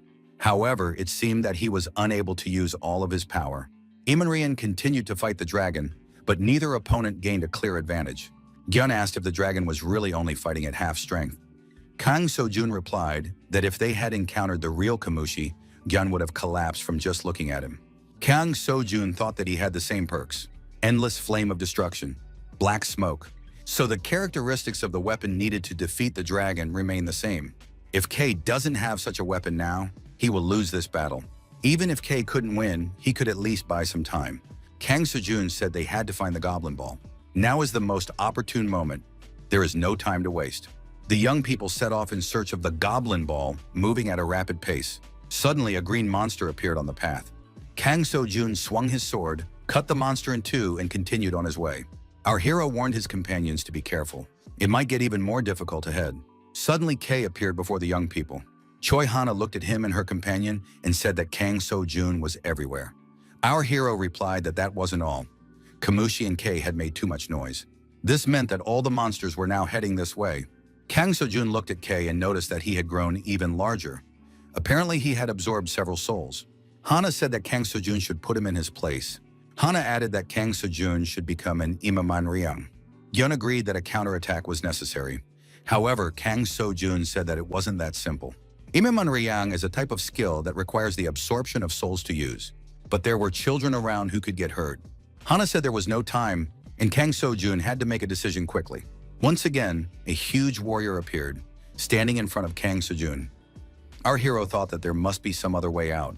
But Kang So-jun decided that he couldn't delay any longer and prepared to fight. Suddenly, a bright light appeared. A military SUV emerged from the darkness. The vehicle braked sharply and stopped near Kang So-jun. The doors swung open and our hero peered inside. What kind of vehicle was this? The captain sitting behind the wheel shouted for the young people to get into the car quickly. The driver introduced himself as Captain Kim Kang-rel from the Ark. Kang So-jun thanked the captain for his help as he had saved their lives. The captain was glad he had arrived in time. Kang So-jun asked if the headlights had scared the monsters away. The captain replied that the young man was quick-witted. However, the monsters couldn't stand sunlight, but they were indifferent to electric light. Kim Kang-rel added that he had noticed these young people earlier in the day, but since he was looking for the source of the light, he couldn't get close to them. The captain clarified that he had first noticed Choi Han-woo, which had surprised him greatly. Suddenly, a monster landed on the roof of the car next to the driver. Kang So-jun looked in the rearview mirror and realized that the monster was not going to let go. The pursuer grabbed the car with his hand and held on tightly. Leekan asked Choi Hana if she was okay. The girl called the pursuer a scoundrel. As expected, the doppelganger calmly withstood even a gunshot. Kang So-jun opened the car door while driving and climbed onto the roof. The rivals stood facing each other, looking like two peas in a pod. During the hand-to-hand combat, our hero knocked his opponent down and pinned him head down. Kang So-jun declared that the game was over. He hung his opponent upside down from the car, and he began to disintegrate into pixels. The car continued on its way, with only Kang So-jun remaining on the roof. Kang So-jun climbed back into the car and told the captain to speed up. Now they could head to the hideout. In the dark room were young people, some of whom were injured. A young man asked the captain how he was feeling. The captain replied that he was fine. The young man was surprised to see Choi Han. At that moment, the captain asked for some medicine. The young man said that they were very worried about the captain and were glad that he was all right. Kim Kang-ril asked the young people how they ended up there and why reinforcements had not arrived. He then informed his men that an S-class monster had appeared outside. K and the dragon he had summoned fought like mad. Kang So-jun thought that these people really believed that the K outside was the real one. Most likely, they didn't know about Choi Hana's gaming persona, but that wasn't important right now. Kim Kang-ril declared that this was their chance. While K was fighting Kamushi, they had to capture the dungeon immediately. Kang So-jun was surprised. Was the captain saying they had found the dungeon? One of the captain's subordinates was operating a drone that was currently circling above the fair. Kang So-jun said it was simply amazing. In the first dream side, such a discovery could only be dreamed of. The operator informed the captain that they were almost at their destination. Kang So-jun noted that the drone was flying beyond the fairgrounds. The drone flew up to the Lotte Tower. Kang So-jun asked the operator if they could get closer. The young man refused, saying that they would lose contact. Kang So-jun said he could see a dungeon. The operator agreed, but added that this dungeon was unlike any other. It looked like a simple hole, somewhat resembling a black hole. The operator said with annoyance that the drone had stopped responding to commands. The young man added that the drone was starting to descend and was falling. Kang So-jun wondered if it could be a monster attack. Our hero saw a human leg and asked to take a closer look. The drone's camera showed members of the company. They were all wearing masks.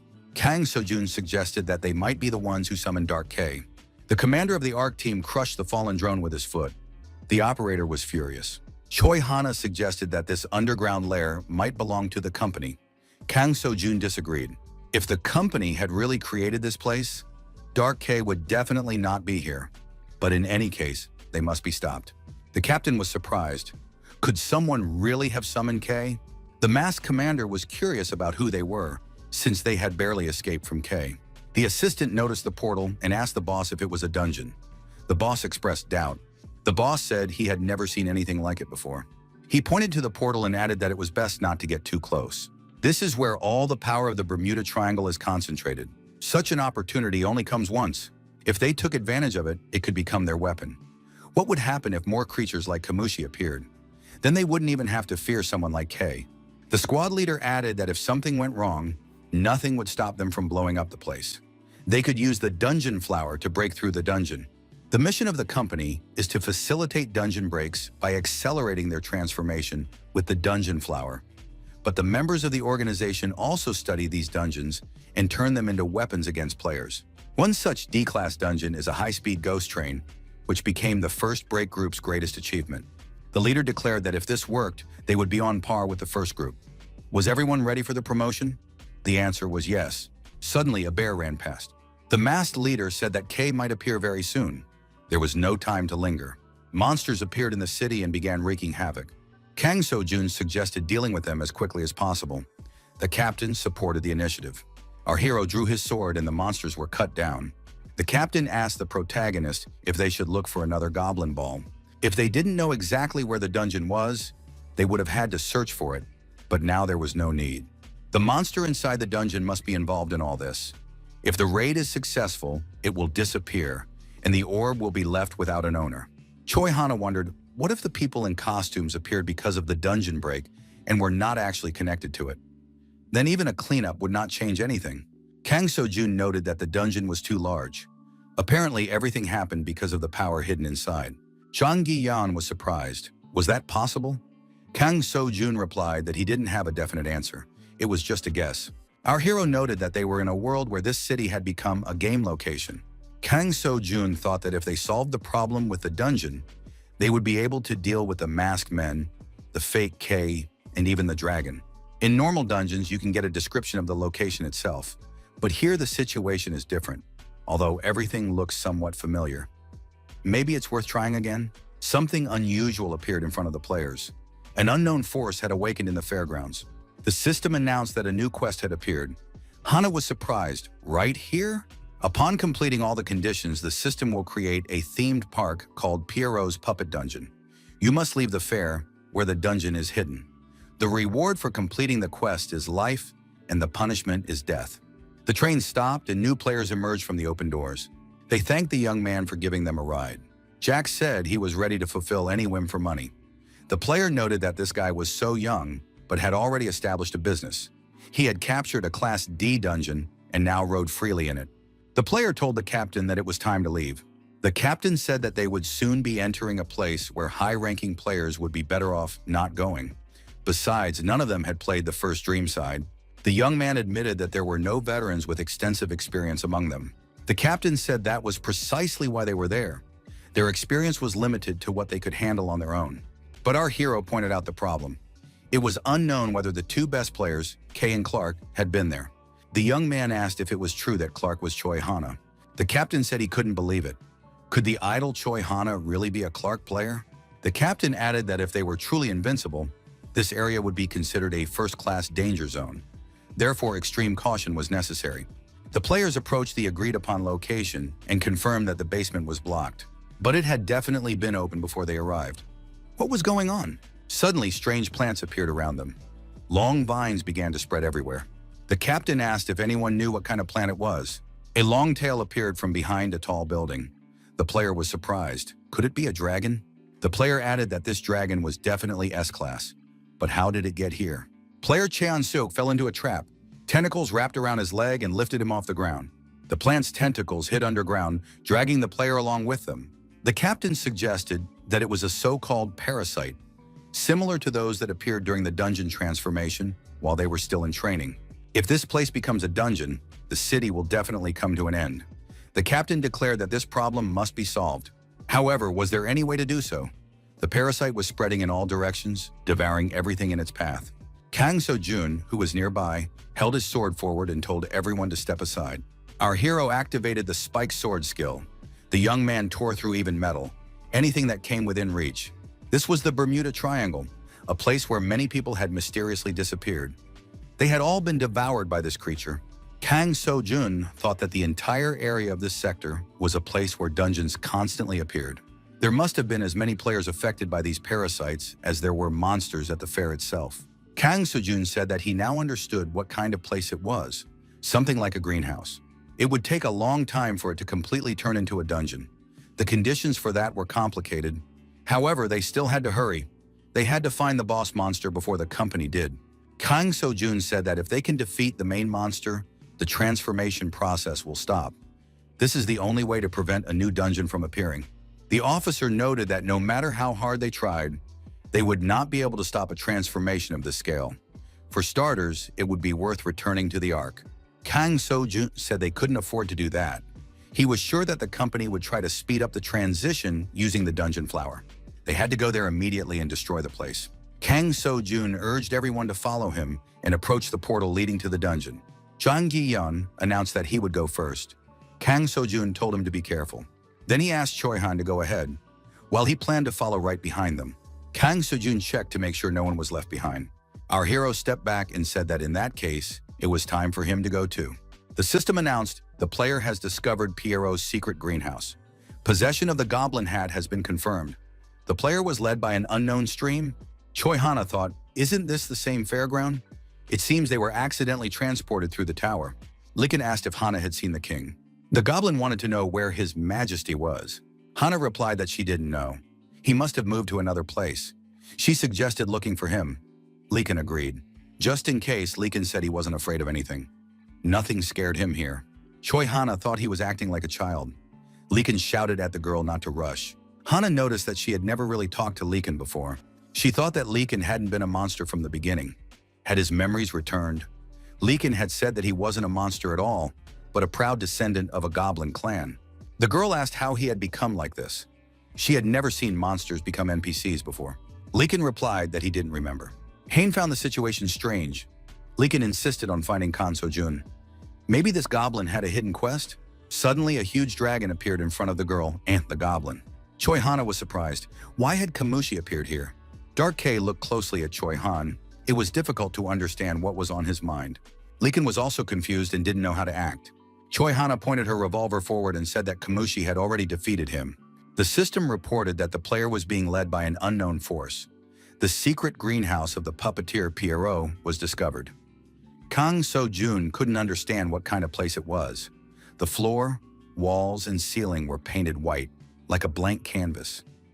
Even shadows weren't reflected. What kind of space was this? The protagonist thought he was now in the kingdom of the game. A voice announced that a precious guest had arrived. Kang So-jun shouted loudly, "Who is that?" With a sword in his hand, he approached the young man. The young man extended his hand and said he was pleased to meet him. His name was Noen So. Noen So stated that they must first show a video. On the screen, a young man was moving around the city. The young man said that it was October 2nd, 2021, his first day at work at the company. He had never been so close to his dream and promised himself he would do everything he could. But life had other plans. Noen So said he was very nervous. No matter what he did, everything went wrong. If he was asked to make 10 copies, he made 100. The next day, he arrived at his workplace at dawn. It wasn't really necessary to come so early, but he wanted to be the best employee. Kang So-jun noticed that Dreamside had just opened that day. Noen So added that at 6 in the morning, he went to the fair location. There he encountered Pierrot. It was the dungeon boss. Noen So had no idea what was going on. He froze in fear, and the monster killed him instantly. At that moment, the young man's only thought was that he had wasted his life. However, the boss was holding a goblin ball. For some reason, Pierrot used it and brought Noen So back to life. The young man added that he had become a puppet, completely deprived of memory, unable to feel anything because of Pierrot's curse. In addition, the monster gave the young man the ball that had saved him. The boss told the young man to destroy the humans, and at that moment, he quietly disappeared. A loud voice invited people to the fair, a world full of hopes and dreams. Noen So added that after that, people who came here fell into a night opening. The fear that settled in their minds soon turned into monsters that pursued the survivors.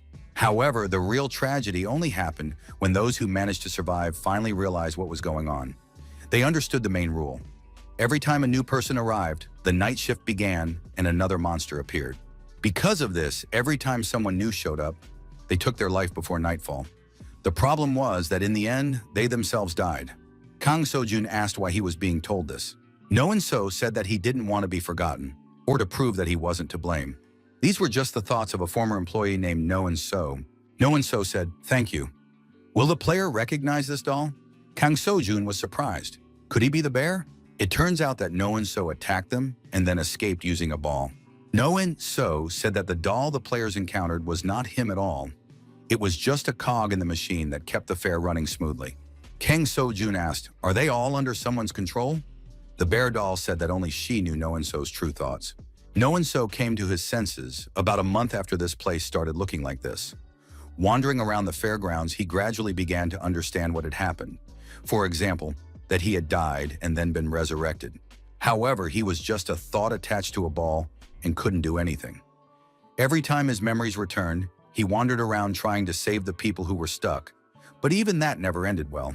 On the other hand, he was able to understand why there was no difference between day and night here. Pierrot loves to read dark stories.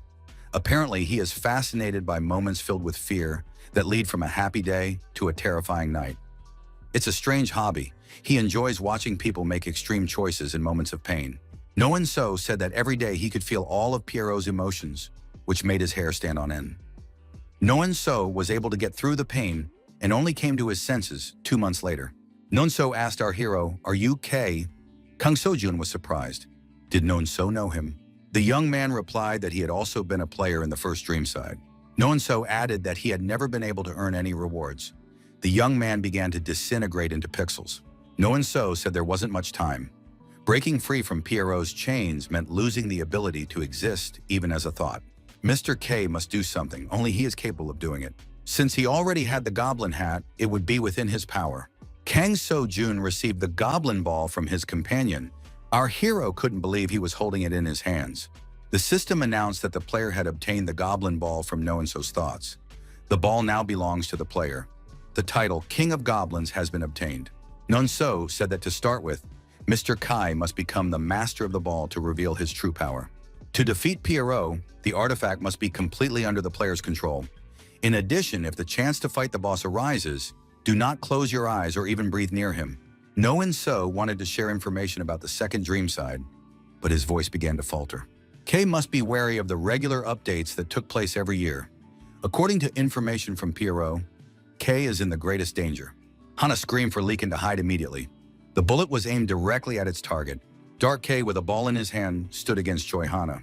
His opponent activated the daggers and threw them straight at the girl.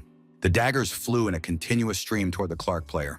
Choi Hana activated her Eagle Eye skill and managed to dodge them. Choi Hana thought that no one had figured out what Dark Kay was doing, but at least he was different from the real one. He didn't seem capable of thinking straight. Hana shouted, "Does this guy really think he's invincible?" The bomb skill was activated. Immediately after that, explosive bullets from the revolver flew toward Dark Kay. Dark Kay tried to defend himself by swinging his sword to deflect the explosive bullets. Choi Hana continued her relentless barrage. Dark Kay defended himself effectively with his sword. Hana assumed that this guy was stronger than Kay. However, he was still a monster, even though he possessed the skills of the original. The girl repeated that this Dark Kay was still a dummy. She snapped her fingers and told him to disappear. Explosive bullets fired at Dark Kay with even greater intensity. They flew everywhere, but Dark Kay continued to use his sword to defend himself. After the shooting stopped, the girl approached the spot where Dark Kay had been standing. Only his sword remained there. Dark Kay was buried under rubble. The girl thought he was a real monster. Choi Hana told Lakano that they were leaving and expressed her hope that Kang Soo-jun was okay. In the corridor of the fairground tower, the players were running away from the monster chasing them. The players didn't understand why Kay had been left behind. Dark Kay didn't notice the obstacles and kept walking toward his target. Another explosion rang out, and the players scattered in all directions. One of the fleeing players was surprised. Was Kay really against them? The captain said that Kay had caught all the monsters at the fair, including the dragon. Apparently, it was time to catch the players. In the darkness, the silhouette of a girl with a pistol appeared. The captain couldn't believe it was her. A shot rang out, and the bullet flew past the player's head. The player turned around and asked what Ms. Choi Hana was doing now. Hana expressed her hope that she had arrived in time. Kang So-jun decided it was time to make his mark, since he was now the owner of the Goblin Ball. Drops of blood landed on the Goblin Ball. The ball immediately glowed brightly. Kang So-jun squinted, thinking that he could go blind like this. Thanks to the royal mark, Tokabi's spirit took on its true form. A smaller glowing object hovered in front of the young man. The system reported that the Tokabi King's ring had been obtained. The ring of King Tokabi can materialize a soul. Now our hero understood why Lycan had said that he needed to obtain Tokabi's spirit to strengthen the royal majesty. The title of King Tokabi was confirmed and the mark was complete. Thanks to the royal mark, Tokabi's hat took on its true form. The system announced that the set effect had been activated. The skill Piercing Gaze was obtained. It allowed him to see souls and distinguish between good and evil within them. Kang So-jun thought that with this skill, he could separate souls and bring people back. The protagonist correctly assumed that the reason lay in Tokabi's spirit. A large number of people and monsters had been reborn by the spirit. Those who, like Mr. No Yun-soo, were reborn as monsters, destroyed the monsters that were supposed to appear in the first place. Gradually, using the souls of the victims who ended up here as the main ingredient, he created monsters en masse. The condition that allowed the objects of fear to materialize was added thanks to the dungeon boss, Pierrot. Kang So-jun said that his skill, when confronted with the spirit of Tokabi, who could materialize souls, created this Lota world. Kang So-jun was surprised. Could this place be collapsing because No Yun-soo's thoughts were disappearing? The protagonist noticed that the portal had already opened. An unknown force drew him in. Our hero entered the secret room of Pierrot's puppeteer seeds, the movie theater in Lotta Tower. The archer continuously fires arrows. He doesn't believe he can defeat Mr. K. Kay and Dark Kay continue to fight. The archer thought it was impossible. Kay said that there was some kind of uncontrollable chaos here. Now he understands where the portal is located. Choi Hana chose the most advantageous position to attack the enemy. Hana said they need to be patient a little longer. Lycan shouted that he sees the true king. The rivals paused briefly, sizing each other up and preparing to attack. Kang So-jun thought that this was him from the past. From the dream side, around level 200, he was filled with determination to destroy. His stats were still fixed. That meant it would be easy to dodge him. Kang So-jun believed he knew all of his opponent's weaknesses. In the Dark Kay's hands was a sword that our hero had used back when he lacked the attack power to make up for his defensive weaknesses. Kang So-jun thought that this was why he had quite a few weaknesses. One of these weaknesses was a short but inevitable pause after an attack. Kang So-jun decided that he must use this in the upcoming battle. During the short pause, Kang So-jun kicked his opponent in the face. In those days, to increase the speed of his sword, the protagonist sacrificed the characteristics of one piece of equipment. Kang So-jun said that he now had much more experience than before. Choi Hana took aim at the dark-clad K from close range. The next moment, a double attack occurred. Kang So-jun attacked from behind, and a bullet from Hana's revolver hit its target from the front. Choi Hana said that Mr. Kang So-jun had definitely saved them. Jang Gi-yeon declared that a fake could never compare to the original. Lee Kan added that he was glad to see His Majesty. Kang So-jun asked how they were feeling. Hana replied that everything was fine. Our hero said that they couldn't relax and had to get ready. Hana asked if there was someone else like Kamusha. The final boss of this place appeared, the puppeteer Pierrot. The puppeteer asked who dared to take his spirit. The final boss approached the group of players. Pierrot asked who dared to touch what belonged to the king. The player wasn't even worthy of being a victim of this dungeon. The protagonist thought that this monster's diction and tone were better than those of the D-rank boss Sam Chakwi. This was a monster that was born with intelligence. Yeon was indignant. Why did this boss appear so suddenly since they hadn't finished the task yet? Kang So-jun said they had been tricked. The spirit of Takabe has the ability to materialize, but this is only materialization and does not grant absolute power. He swears allegiance to his creator, but even he cannot control everyone when there are too many of them. Absolute power belongs only to the king. Kang So-jun was surprised. Is this magical energy? It is a magical power used by Mazoku and demons. This power is only available to beings from the magical world. Among them, beings with intelligence are called Mazoku. In other words, this guy is a magical monster above level 300. Kang So-jun asked Pierrot if he was a Mazoku. The monster laughed and said he was inviting them to their doom. The boss monster, Pierrot the puppeteer, announced the creation of an action zone. The player entered this action zone. The protagonist looked around. There was fog. Kang So-jun realized what Mr. No Yun-soo had been talking about. The dense magical energy emanating from Pierrot enveloped the space and blocked his view. Kang So-jun thought that dragon vision was useless. It was an annoying skill. Kang So-jun saw the player and thought that this man was definitely from Mr. Kim Kang-ryul's squad. However, he had been poisoned by magical energy. Hana screamed for everyone to hold their breath and keep their eyes closed. Where was Mr. Kang So-jun? Kang So-jun thought he was explaining how to protect themselves, but it seemed useless. Pierrot demanded that they return his spirit. Kang So-jun fought against the players who didn't even know they were dealing with the famous K. His opponents thought this would never end. It was good that Ms. Ha wasn't there.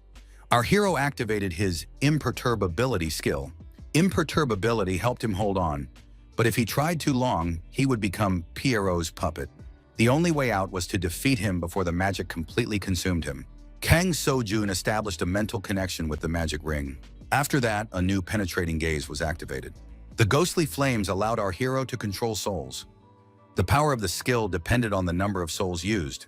Kang So-jun believed that this number of evil spirits should be enough. The protagonist used a power that burned magical energy. Perhaps this was the true power of the spirit that Mr. No Yun-soo had spoken of. The monster said that it was amusing to watch a human try to resist. This man would become his puppet anyway. He had courage, so he would become the most impressive puppet in his collection. Dark K said, "If the area of effect is so vast, then the players here are doomed." Was all this planned? Due to the ghostly flames, Lee Kan changed size again and became huge. Dark K said he was sick and tired of this monster's words. An unknown force was drawing souls toward it. Pierrot said that it was called karma. The system reported that the boss monster, Pierrot the puppeteer, had been defeated. Pierrot the puppeteer's amusement park could not be turned into a dungeon. The captain asked Mr. Kang So-jun, "What is going on here?" One of the players was lying unconscious. The young man asked in fear, "Did I really destroy that person?" Kang So-jun thought that those who had been poisoned by magic had completely lost their minds. They were nothing but madmen. They wouldn't even remember stabbing their comrades. They would only see the consequences. The captain told the player to get himself together. It wasn't over yet. They mustn't give up and had to get out of there alive. The captain asked our hero if the boss monster had really been destroyed. Kang So-jun replied that he had even gained experience for it. For defeating the boss, the player received the title Seeker of Truth. Our hero was naturally surprised that they even gave a title for destroying the boss. The young people said it would be better if Kang So-jun came over to them. Everyone looked out the window and was surprised to see that the entire city had disappeared. The captain was confused. What was happening? Two conflicting messages appeared at the same time. Everything except Lodewald and the tower had disappeared, as if there had been a mistake. This reminded our hero of the Dreamside incident. Kang So-jun said that they were isolated. It wasn't just darkness, it was emptiness, absolute nothingness. The captain asked what that meant. Kang So-jun asked Hana what she thought. If the dungeon was completed the moment the boss was defeated, what would happen? Choi Hana was surprised. Is that even possible? Kang So-jun said that it was extremely rare, but there had already been a similar case in Dreamside. The captain asked if Kai was referring to the first refund incident. The young man confirmed that it was a dungeon without a boss. The first refund incident was a case in Dreamside when, at the moment the boss was destroyed, just before the location turned into a dungeon, a bug occurred that completed the transformation. Players nicknamed this buggy dungeon the Lost One. It was a dungeon with no exit. It was impossible to escape from it. The captain thought that even though these players were called support groups, they were all newbies with little experience. It was too dangerous to just send them in like that. The captain was surprised. Could it really be a dragon? The parasite's activity was decreasing. Could the situation really be stabilizing? The players told the captain that it was time to go inside. The captain agreed and ordered everyone to get ready. There was little time left. They had to find the survivors before the transformation in the dungeon was complete. The squad leader added that they had to at least save Clark and Kay. If they lost them, there would be no hope left for ARK. Everything around them began to shake. The player was frightened. Was this an earthquake? The captain shouted that they had to get out quickly, but his voice began to break and fade away. The captain realized that something had gone wrong and communication had been lost. The captain and his assistant stood in front of the protective dome. The player said it was very dangerous inside. Were they really there? A system message appeared saying that an error had occurred and the system was recovering. The officer was surprised. Could there really be bugs in this world? They needed to contact ARK immediately. They had to find information about cases where bugs occurred during the transformation of a location into a dungeon in the Dreamside. What are the ways to get out of such a situation? The second day of isolation in the dungeon began. The players came to their senses, divided into groups, and began to comb through this part of Lotevold that had been cut off from the world. The main task was to find a way out. Everything was searched, the dungeon, the ground level, even the top of Lotte Tower, but nothing was found. A player said that their phones were out of service. The entire area outside Lotevold in the tower had become a restricted zone. Kang So-jun realized that they were completely isolated. The captain remembered that during the first Dreamside, many had lost their accounts, stuck in such lost dungeons. Even if they had 3 lives left, it was impossible to enter the game. The assistant was surprised. Couldn't they get out? Kang So-jun said that they were simply looking in the wrong place.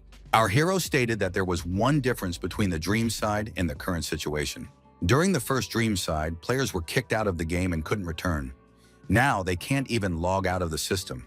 The captain asked for a detailed explanation.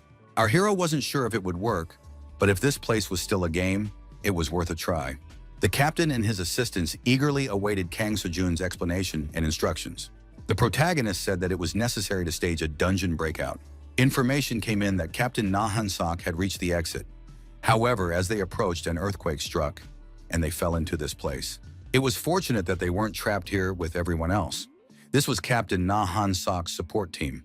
On the second day of wandering through the dungeon, the players stumbled upon Captain Na Han-sok's support group, who were also trapped here.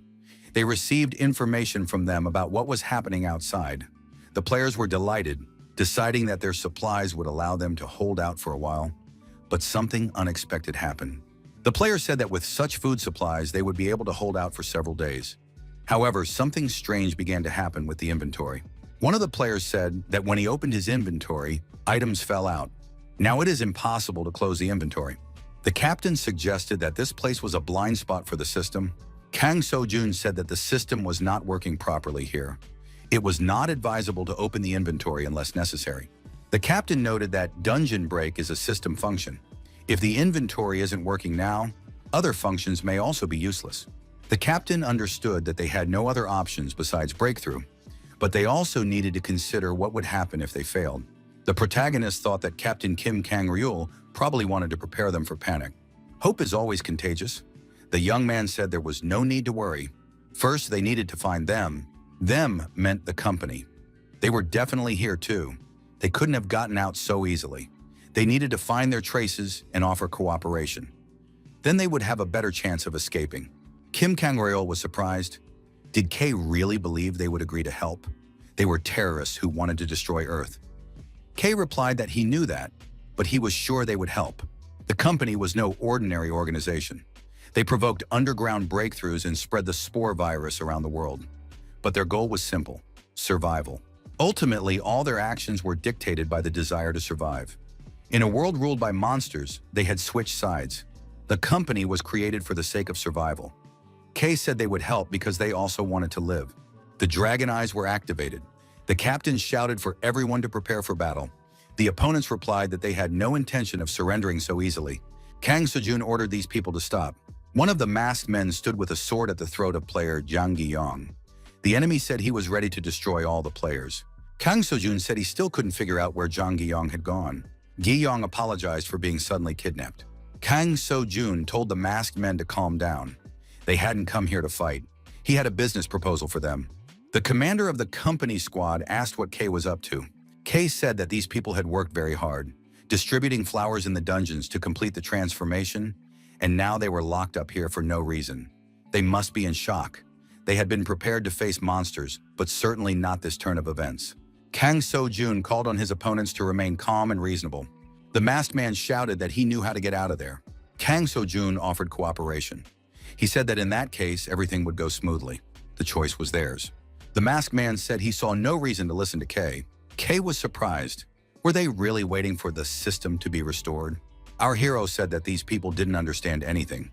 Restoring the system didn't mean that technicians would come and fix everything. Suddenly, a strange noise appeared. Kang Seo-jun shouted for everyone to step aside. Scissors appeared. The masked people shouted that everyone should hide in shelters. The scissors were destroying everything.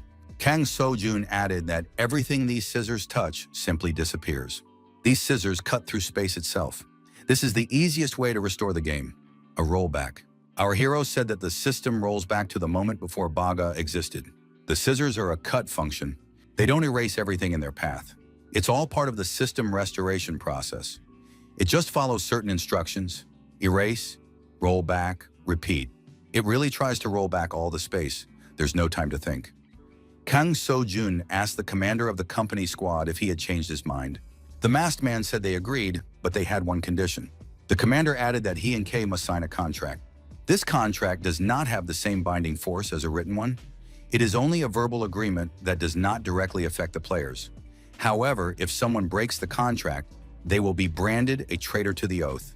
Players who violate the agreement will see this title whenever they interact with each other.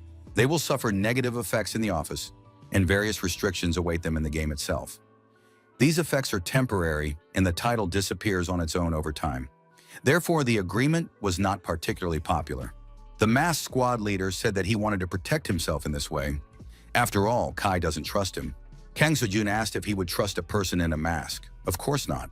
Kang Seo-jun thought that during the first dream side, the company had deceived players many times. Our hero thought that an enemy is an enemy. As soon as they got out of there, he wouldn't stand on ceremony and would simply attack the masked men. The protagonist thought that this man was very cunning, but agreed to make such a deal. Yoon Byung-gu and Kang Seo-jun agreed not to harm each other even for 2 days after this matter was settled. The agreement was made. Anyone who broke their oath would be punished. Yoon Byung-gu asked Kang Seo-jun what his plan was. Our hero replied that it was simple. Their opponents had a supply of dungeon flowers. Kang Seo-jun said they would use them, and he would explain the rest on the way. Yoon Byung-gu asked where Kang Seo-jun was going. The young man replied that they would go where it all began. Both groups set off for the tower. Kang Seo-jun hoped there would be no traps there. After walking a short distance, the commanders saw a monster. What is that? Could it be the boss monster Pierrot? The keen eye skill was activated. The player activated the special skill, Equipment, Tokebi's Ring, Tokebi's Call. The level of the summoned spirit exceeded the player's level. The probability of success was high. Yoon Byung-gu was extremely surprised. Could this be Kay's abilities? Kang Seo-jun thought that this monster did not exude bloodlust or malice. He simply obeyed this guy. It had been dead for too long. Its soul was too damaged to be returned to the material world. It had been dead for too long. Kang Seo-jun told the masked man that now was his chance to leave. They needed to get the flowers of the dungeon and plant them all over the room. Yoon Byung-gu thought that any resistance was now pointless. The commander ordered the masked men to quickly plant the dungeon flowers. The flowers were planted and began to grow rapidly. Kang Seo-jun was surprised at how many flowers they had. Did they grow them themselves? The masked man replied that they had 38 flowers. Jang Gi-yong felt a strange vibration. Choi Hana said that it had begun. The dungeon breakout. Pierrot must follow his soul. Kang Seo-jun said they should follow the monster. Yoon Byung-gu was surprised. There were so many of those creatures there. Kang Seo-jun thought that Pierrot was a monster boss by nature. Therefore, when a dungeon breakout occurs, he is the only one who instinctively knows where the exit is. Choi Hana said they were already there. Kang Seo-jun warned them not to stop. The players and masked people saw the dragon appear. Could it be Kamush? Kang Seo-jun was surprised. Is the dragon still alive? It seems that his doppelganger realized that his weakness is sunlight, but he's still a dragon, so he's not dead. Our hero thought that maybe he could use it, specifically Tokabi's hat. The ghost flame skill was activated. The protagonist ordered him to get up. Kamush rose onto his hind legs and roared loudly. Kang Seo-jun ordered everyone to immediately climb onto the dragon. Our hero ordered Kamush to fly. Kei shouted for everyone to hold on tight, and Kamush rushed forward, overcoming arrows and scissors. Kang Seo-jun searched for an exit and finally found it. The young man corrected the dragon's direction. Kamush maneuvered to avoid being hit by the scissors. Kang Seo-jun said that the dragon was unstable and that they needed to hold on tighter. The protagonist thought that the exit was very close. They couldn't die here. Kamush flew toward the portal. The young man thought, I hope it doesn't close. Kang Seo-jun ordered the dragon to fly straight into the hole. The dragon obeyed and slipped through the portal with everyone on its back. Kang Seo-jun looked back and realized they had escaped. Everyone was back in the city. One of the players said that the tsunami and the strange scissors had all disappeared. Lotta Tower returned and the rollback was complete. The players realized that they were truly saved, all thanks to Mr. K. However, half of the dragon Kamush's body was missing. Could those at the end of the tale not have been saved? Kang Seo-jun thought that Kamush had not managed to fly completely through the portal before it closed. The player couldn't believe that not everyone had been saved. The captain told everyone to calm down and check their equipment. Kang Seo-jun thought that these players had lost their comrades, but they quickly pulled themselves together. It seemed like they were used to it. When the world turned into Dreamside 2, countless people died or were injured. Kang Seo-jun thought that the dead left only their souls behind. But all the souls he saw with his penetrating gaze had no self. They were just a collection of memories. The essence of the soul, its behavior, all of this is determined solely by memories of past lives. Perhaps that is why Pierrot found it so easy to control them, because they were just empty shells filled with memories. When these memories finally disappear, they disappear forever. Yoon Byung-gu told Kei that it was time to go. The man in the mask added that Kei's contract protects them, but the next time they meet, they will fight. Kang Seo-jun approached the motionless dragon. The young man thought that this body had originally been a dragon. However, the spirit of Tokabi and the power of Pierrot had given it a new form. Its strength was at the 100th level. Perhaps it could still be useful for something. Kang Seo-jun noticed that Goran was drooling at the sight of such a delicacy. The system reported that Goran had swallowed the body of the black dragon Kamush. Goran's fullness level increased significantly. Goran gained a new ability. Kang Seo-jun told Goran that he shouldn't have done that. The dragon was bugged and he could have easily been poisoned. Leekin said that perhaps in the first dream side, Goran was older in level. However, here he was the boss. It was necessary to behave properly. Choi Hana realized that this place had been Pierrot's trap from the very beginning. Kang Seo-jun suggested that this was not the work of Pierrot alone. Pierrot wanted to hear the screams of the players who would suffer when day turned to night. But did the dolls really defend Lot Vold so fiercely just for that? Someone had put their heart and soul into this place, creating this ordinary, joyful Lotta world, their own amusement park that they wanted to protect so badly. Choi Han's phone rang. The girl was delighted when she realized she had a signal. The caller asked what was going on. Was Kang Seo-jun nearby? Choi Hana said that the young man was nearby. But what had happened?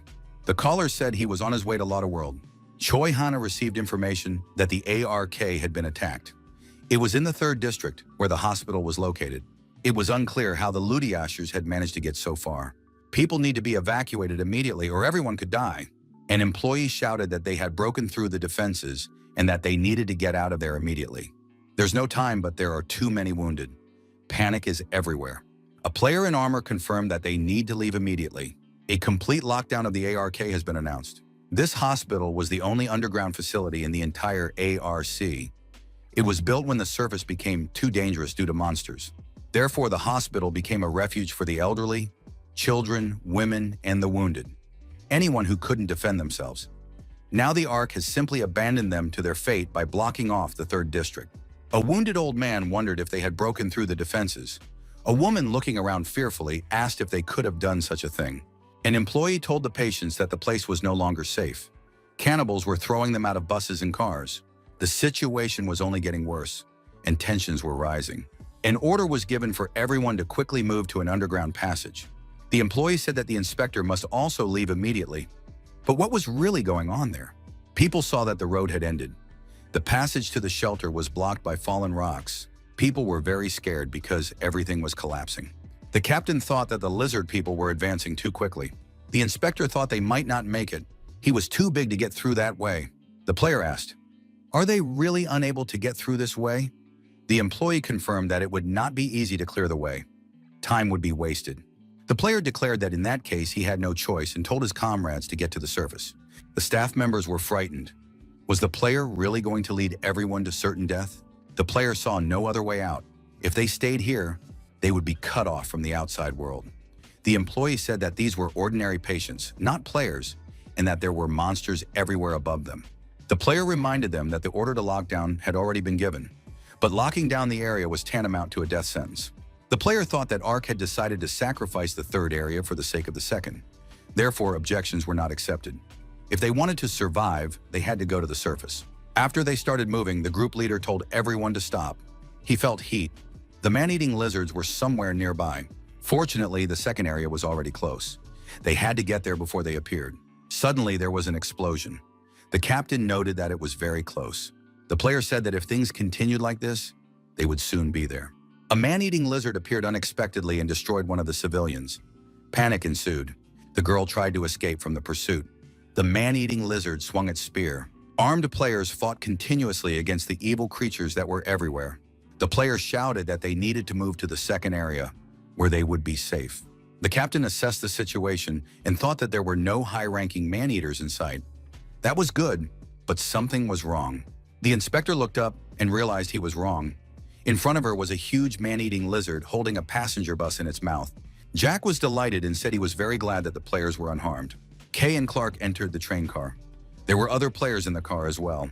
Kang Sejun asked Ji Sang-soo who all these people were. Jack explained that the ARC was in danger. There were man-eating lizards in the city. The vanguard had already broken through the defense line. The commander didn't believe it. Could it be true? Ji Sang-soo added that the military was trying to fight back, but the forces were too unequal. Neither weapons, defensive skills, nor strategic tricks were helping. Kang Sejun realized that all the people in the train car were refugees from the ARC. Jack said that wasn't all. There was a full-grown dragon, a giant horned man-eating lizard. Ji Sang-soo added that he had broken through the ARC's defenses. This man-eating lizard is half-dragon, so it's incredibly strong. It's not invulnerable, but it's capable of razing an entire city to the ground. Jack noted that the 2nd and 1st districts of the ARC had stronger defenses. It was unlikely that he would be able to break through to the 2nd district. Kang Sejun suggested that this was not the case. Most likely, this monster had made a breakthrough from the underground. The inspector shouted for everyone to duck. Debris and fragments of machinery began flying everywhere. The captain thought that even the 3 ghosts of the running train didn't seem so scary. The Legion of Lizards was already here. There was nothing to lose, and the officer tried to protect the civilians. The detective took the Wave Hunter's spear from his inventory. He thought that these lizards, fortunately, were not D rank. However, these creatures were moving in legions. It was difficult to fight them now. To avoid a confrontation, the captain decided to lead the people to the 2nd zone. The detective saw the people who had arrived here first. But why couldn't they enter? The people were begging for the gate to be opened. The lizards were already approaching. One of the civilians covered his eyes. A bright beam of light was directed at him. The guard told everyone to move back immediately. He would open fire if there was any disorder. People were angry. Why weren't they opening the gate? The guard shouted for everyone to move aside. A shot rang out, and the bullet protected the young man. The detective watched and couldn't believe his eyes. These people were really in danger. On the speeding ghost train, Kang Sojun realized that these people needed peace and rest. The train stopped. The track ahead was blocked.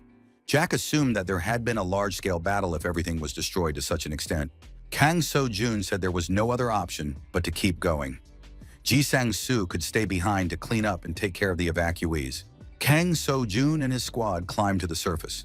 He was horrified by what he saw. It looked like there had been a battle with man-eating monsters. Judging by the silence, everything had calmed down. Goron grumbled that there was nothing tasty here. However, he hinted that there was fresh food nearby. Kang Sojun noted that Goron had become more sociable after eating kamusha. Kang Sojun thought they were almost at the center. The young man asked the captain how far it was to the arch. The officer replied that it depended on the sector. Sector 3 was somewhere around here. Given the circumstances, the man-eating lizards might be heading for the residence. The assistant reported that the wall had collapsed and the man-eating lizards had entered Sector 3. Kang Sojun wondered what kind of power could destroy a wall. It sounded like a giant horned lizard. The system reported that players had entered the Ark base, Sector 3. The sound barrier was activated. It became so quiet as if the monster's screams had been washed away. This place was soundproofed, but Ark was just a camp for survivors created by players. The NPC village was officially recognized by the system. It was a safe zone in the capital, the only place in Dreamside where the dungeon was not open to visitors. It was a place designated as a sanctuary. A village had naturally formed here, becoming a base for survivors of the war with the dungeon. All players received a notification on their smartphones about a 3-hour lockdown. The lost connection was restored. The captain assumed that Kang Sojun was late. Ark consists of Zones 2 and 3 surrounding Zone 1. If Zone 3 is breached and a cordon is set up, all paths from Zone 3 to Zone 2 will be blocked. The player said that his team had not yet received the second update. He couldn't work in a place with so many monsters because he wouldn't be able to communicate.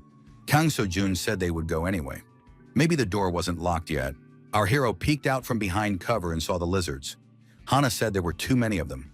The young man suggested that something was wrong here. If a Class C dungeon broke through, there should be more of them. These are just ordinary man-eating lizard soldiers. Goblin-level minions. Kang Sojun thought that the footage Ji Sang-soo had shown him only showed soldiers. There wasn't a single commander in sight, not even the lowest-ranking one. Was there really a dungeon breakout? Either way, there were fewer of them now. They had to keep moving. After a while, the young men arrived at their destination. Ahead of them, they could see the gate to the 2G zone. Gunshots rang out. The shots hit the people standing in front of the gate. Cries for help could be heard. Kang Sojun was surprised. What was happening here? The detective said that it was a matter of choice and priorities. Food supplies in the Ark were extremely limited. If too many people gathered in this zone, they could die of starvation. Kang Sojun was surprised. Was that a reason to destroy them? The Ark is an organization whose sole purpose is to preserve humanity. Just as Noah's Ark took a pair of every living creature to preserve life, the Ark Dreamside preserved the best representatives of humanity, promising them privileges in the future. The organization protects refugees fleeing the sprawling underground labyrinths, a government created to protect the country. Could all of this have disappeared without a trace? Kang Sojun hoped that, given the high-level players in Dreamside, a different decision would be made here than in the first version. However, it was naive to think so. Vagrants without even decent equipment, or the wounded, the elderly, children, those who couldn't become players, the unworthy. That was the third district. Kang Sojun said it was similar to something else. One could not deny the logic behind preserving the human race. The more capable people there are, the easier it is to conquer the dungeons in this world. The voice shouting, "Stop!" sounded familiar to our hero. Kang Sojun recognized Detective Odae-soo. The inspector shouted to open the gates immediately. The guard saw a wave-subduing spear in one of the people. That meant he was a high-level player. The guard told the player to state his name and affiliation. The inspector said he had recently joined and gave his name. The guard said that no matter how experienced Odae-soo was, Ark was closed and they weren't letting anyone in. Everyone had to leave. Odae-soo said that there were wounded people there. If they didn't get help, they could die. The answer was the same. They shouted for people not to approach. One more step forward, and they would be considered enemies. Warning shots rang out. The guard apologized and said that they were all under K's command. He couldn't disobey, he was just following orders. Chung Gi-yeon was surprised. What kind of lie was that? K couldn't have given such orders. The protagonist was also outraged. Odae-soo said that he knew K personally and was willing to talk to him. The guard noted that even they didn't dare to just talk to K like that. The old man was surprised. Why was this K so important? The guards demanded that they not approach. The people decided that it was better to take a bullet than to die at the hands of monsters, and rushed forward to break through. Suddenly, there was a powerful explosion. What was happening? The guard thought he couldn't see anything because of the smoke. A huge goblin appeared at the bottom of the wall. The frightened guards couldn't understand how the goblin had gotten there. Oh, Daesu smiled. He realized that this was the work of Kang So-jun. A dark-clad Kai appeared at the gate with a sword in his hand and asked if the guards really wouldn't open the gate. The guard commander wondered who this man was. He replied that they couldn't open the gate. It was the rule of the Ark. Dark K said he understood. The young man was filled with determination. Dark K added that they were retreating. The people were frightened. If they left, they would be destroyed. Dark K assured them that everything would be fine. Standing in front of the huge monster, he said that he was there and would take care of everything. The protagonist noticed the lizards rampaging in the city. The young man thought that they had never climbed to the upper floors before. They could wait out one night. The player took the body of the destroyed man-eating lizard with him on his way. Oh Daesu sat by the bed of the wounded Gong Ji-won and said that he still needed to be watched. The detective asked the young man if he was really Kang So-jun. Our hero sensed a lot of hostility in his interlocutor and asked what he meant. Oh Daesu replied that Kang So-jun was already inside the Ark. Kang So-jun thought there must be a misunderstanding. The young man said he didn't know why the detective had come to that conclusion, but that he had only come here for the first time today. K was the top-ranked player on Dreamside, a legendary player who had no equal. After reality turned into a game, his name was heard more and more often. Desperate people said that only K could save them. With the appearance of new figures from the heavenly lands, faith in K only grew. Over time, a religion even emerged, worshiping him and praying for his return. A month ago, at the height of these expectations, a man calling himself K appeared in Arkansas. Kang So-jun was surprised. Had the detective really been in Ark for over a month? Oh, Daesu confirmed it. The protagonist thought that time was passing differently. Only 4 days had passed since he left Lottavold and arrived here. Time passed differently in the abandoned Lottavold than in reality. He was interested in the details. The detective remembered well the conversation he had heard that day. Light had finally descended on the Ark, which meant that the end was near for the lizards. People rejoiced. However, the K who arrived at the Ark was not the savior everyone had been waiting for. He was obsessed with leveling up, selfish and greedy, wanting to monopolize all items.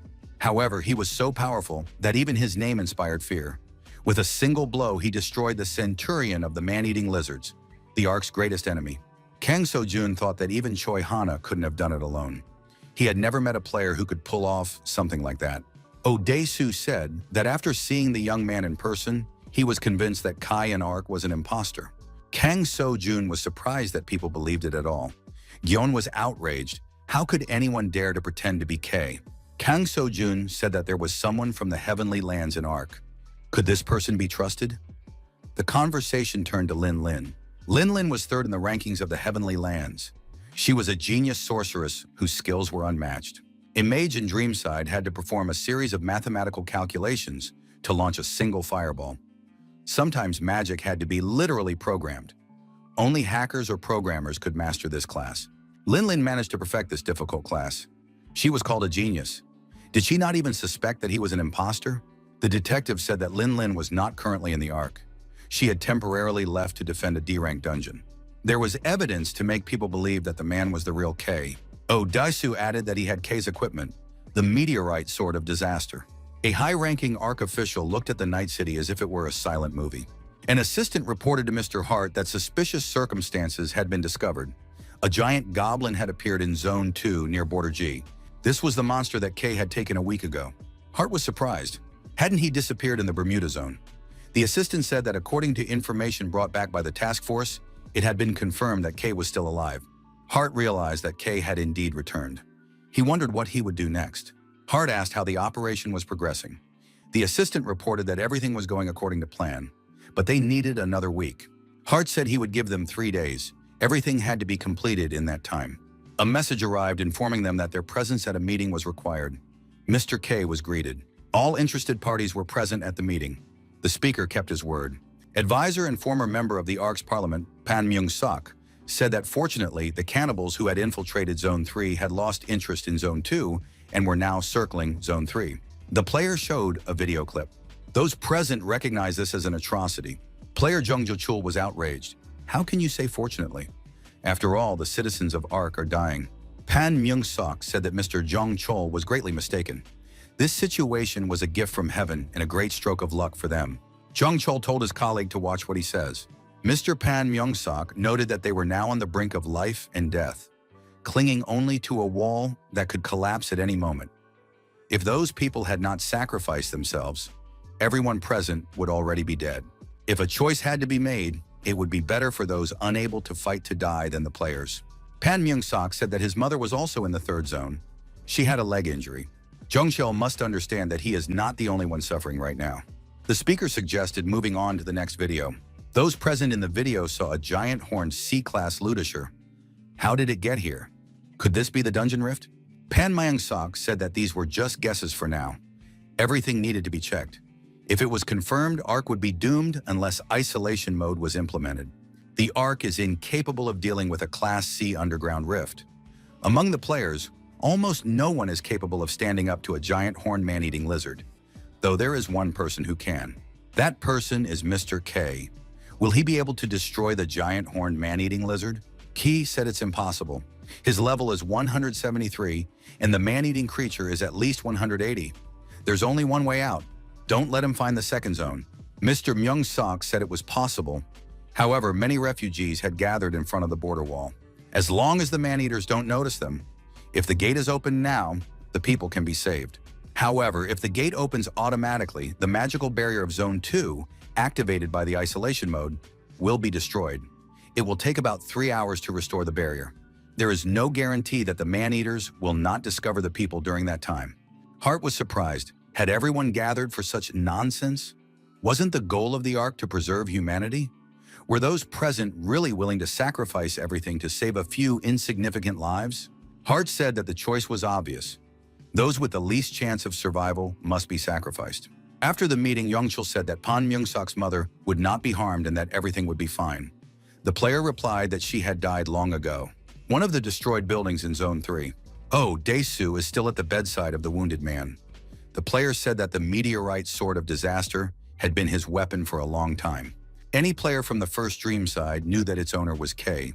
Hana said that it was some pathetic imposter like Jack. The sword must be fake too. Kang So-jun said that the sword was real. Choi Hana was surprised. Did he really give away that sword? Kang So-jun explained that he had been deceived. Kang So-jun thought that now the whole picture was coming together. Lee Kan was furious because someone had dared to take his king's possession. Kang So-jun noted the cessation of supplies in the third zone, the isolation regime in the Ark, thousands of people in isolation, the destroyed front line, and the strange behavior of the cannibals. If the goal was destruction, the isolation regime would make no sense. If they were deliberately killing only people from the third zone, what was the imposter's real goal? The wounded man sighed heavily and opened his eyes. Oh Dae-soo noticed that Mr. Kang Ji-won had finally regained consciousness. Ji-won asked where he was and saw a goblin in front of him. Kang Ji-won jumped out of bed and shouted to the detective that they had to run. Goblins were attacking them. Kang So-jun calmed him down. Everything was fine. Mr. Gong Ji-won was in the Ark. The young man came to his senses and thanked them for saving him. The players said that Detective Oh Dae-soo had actually helped the most. The young man asked who the real K was and what they should do now. The protagonist suggested making a detailed plan first. Kang So-jun said that if the night buff wore off soon, they would have to start the operation they had discussed the day before. Oh Dae-soo wondered if it would work for sure. Kang So-jun admitted that the chances of success were quite slim. It was more like a gamble, but this wasn't a game. If they gave up on everything that had a low chance of success, they wouldn't even have tried. The world was doomed anyway.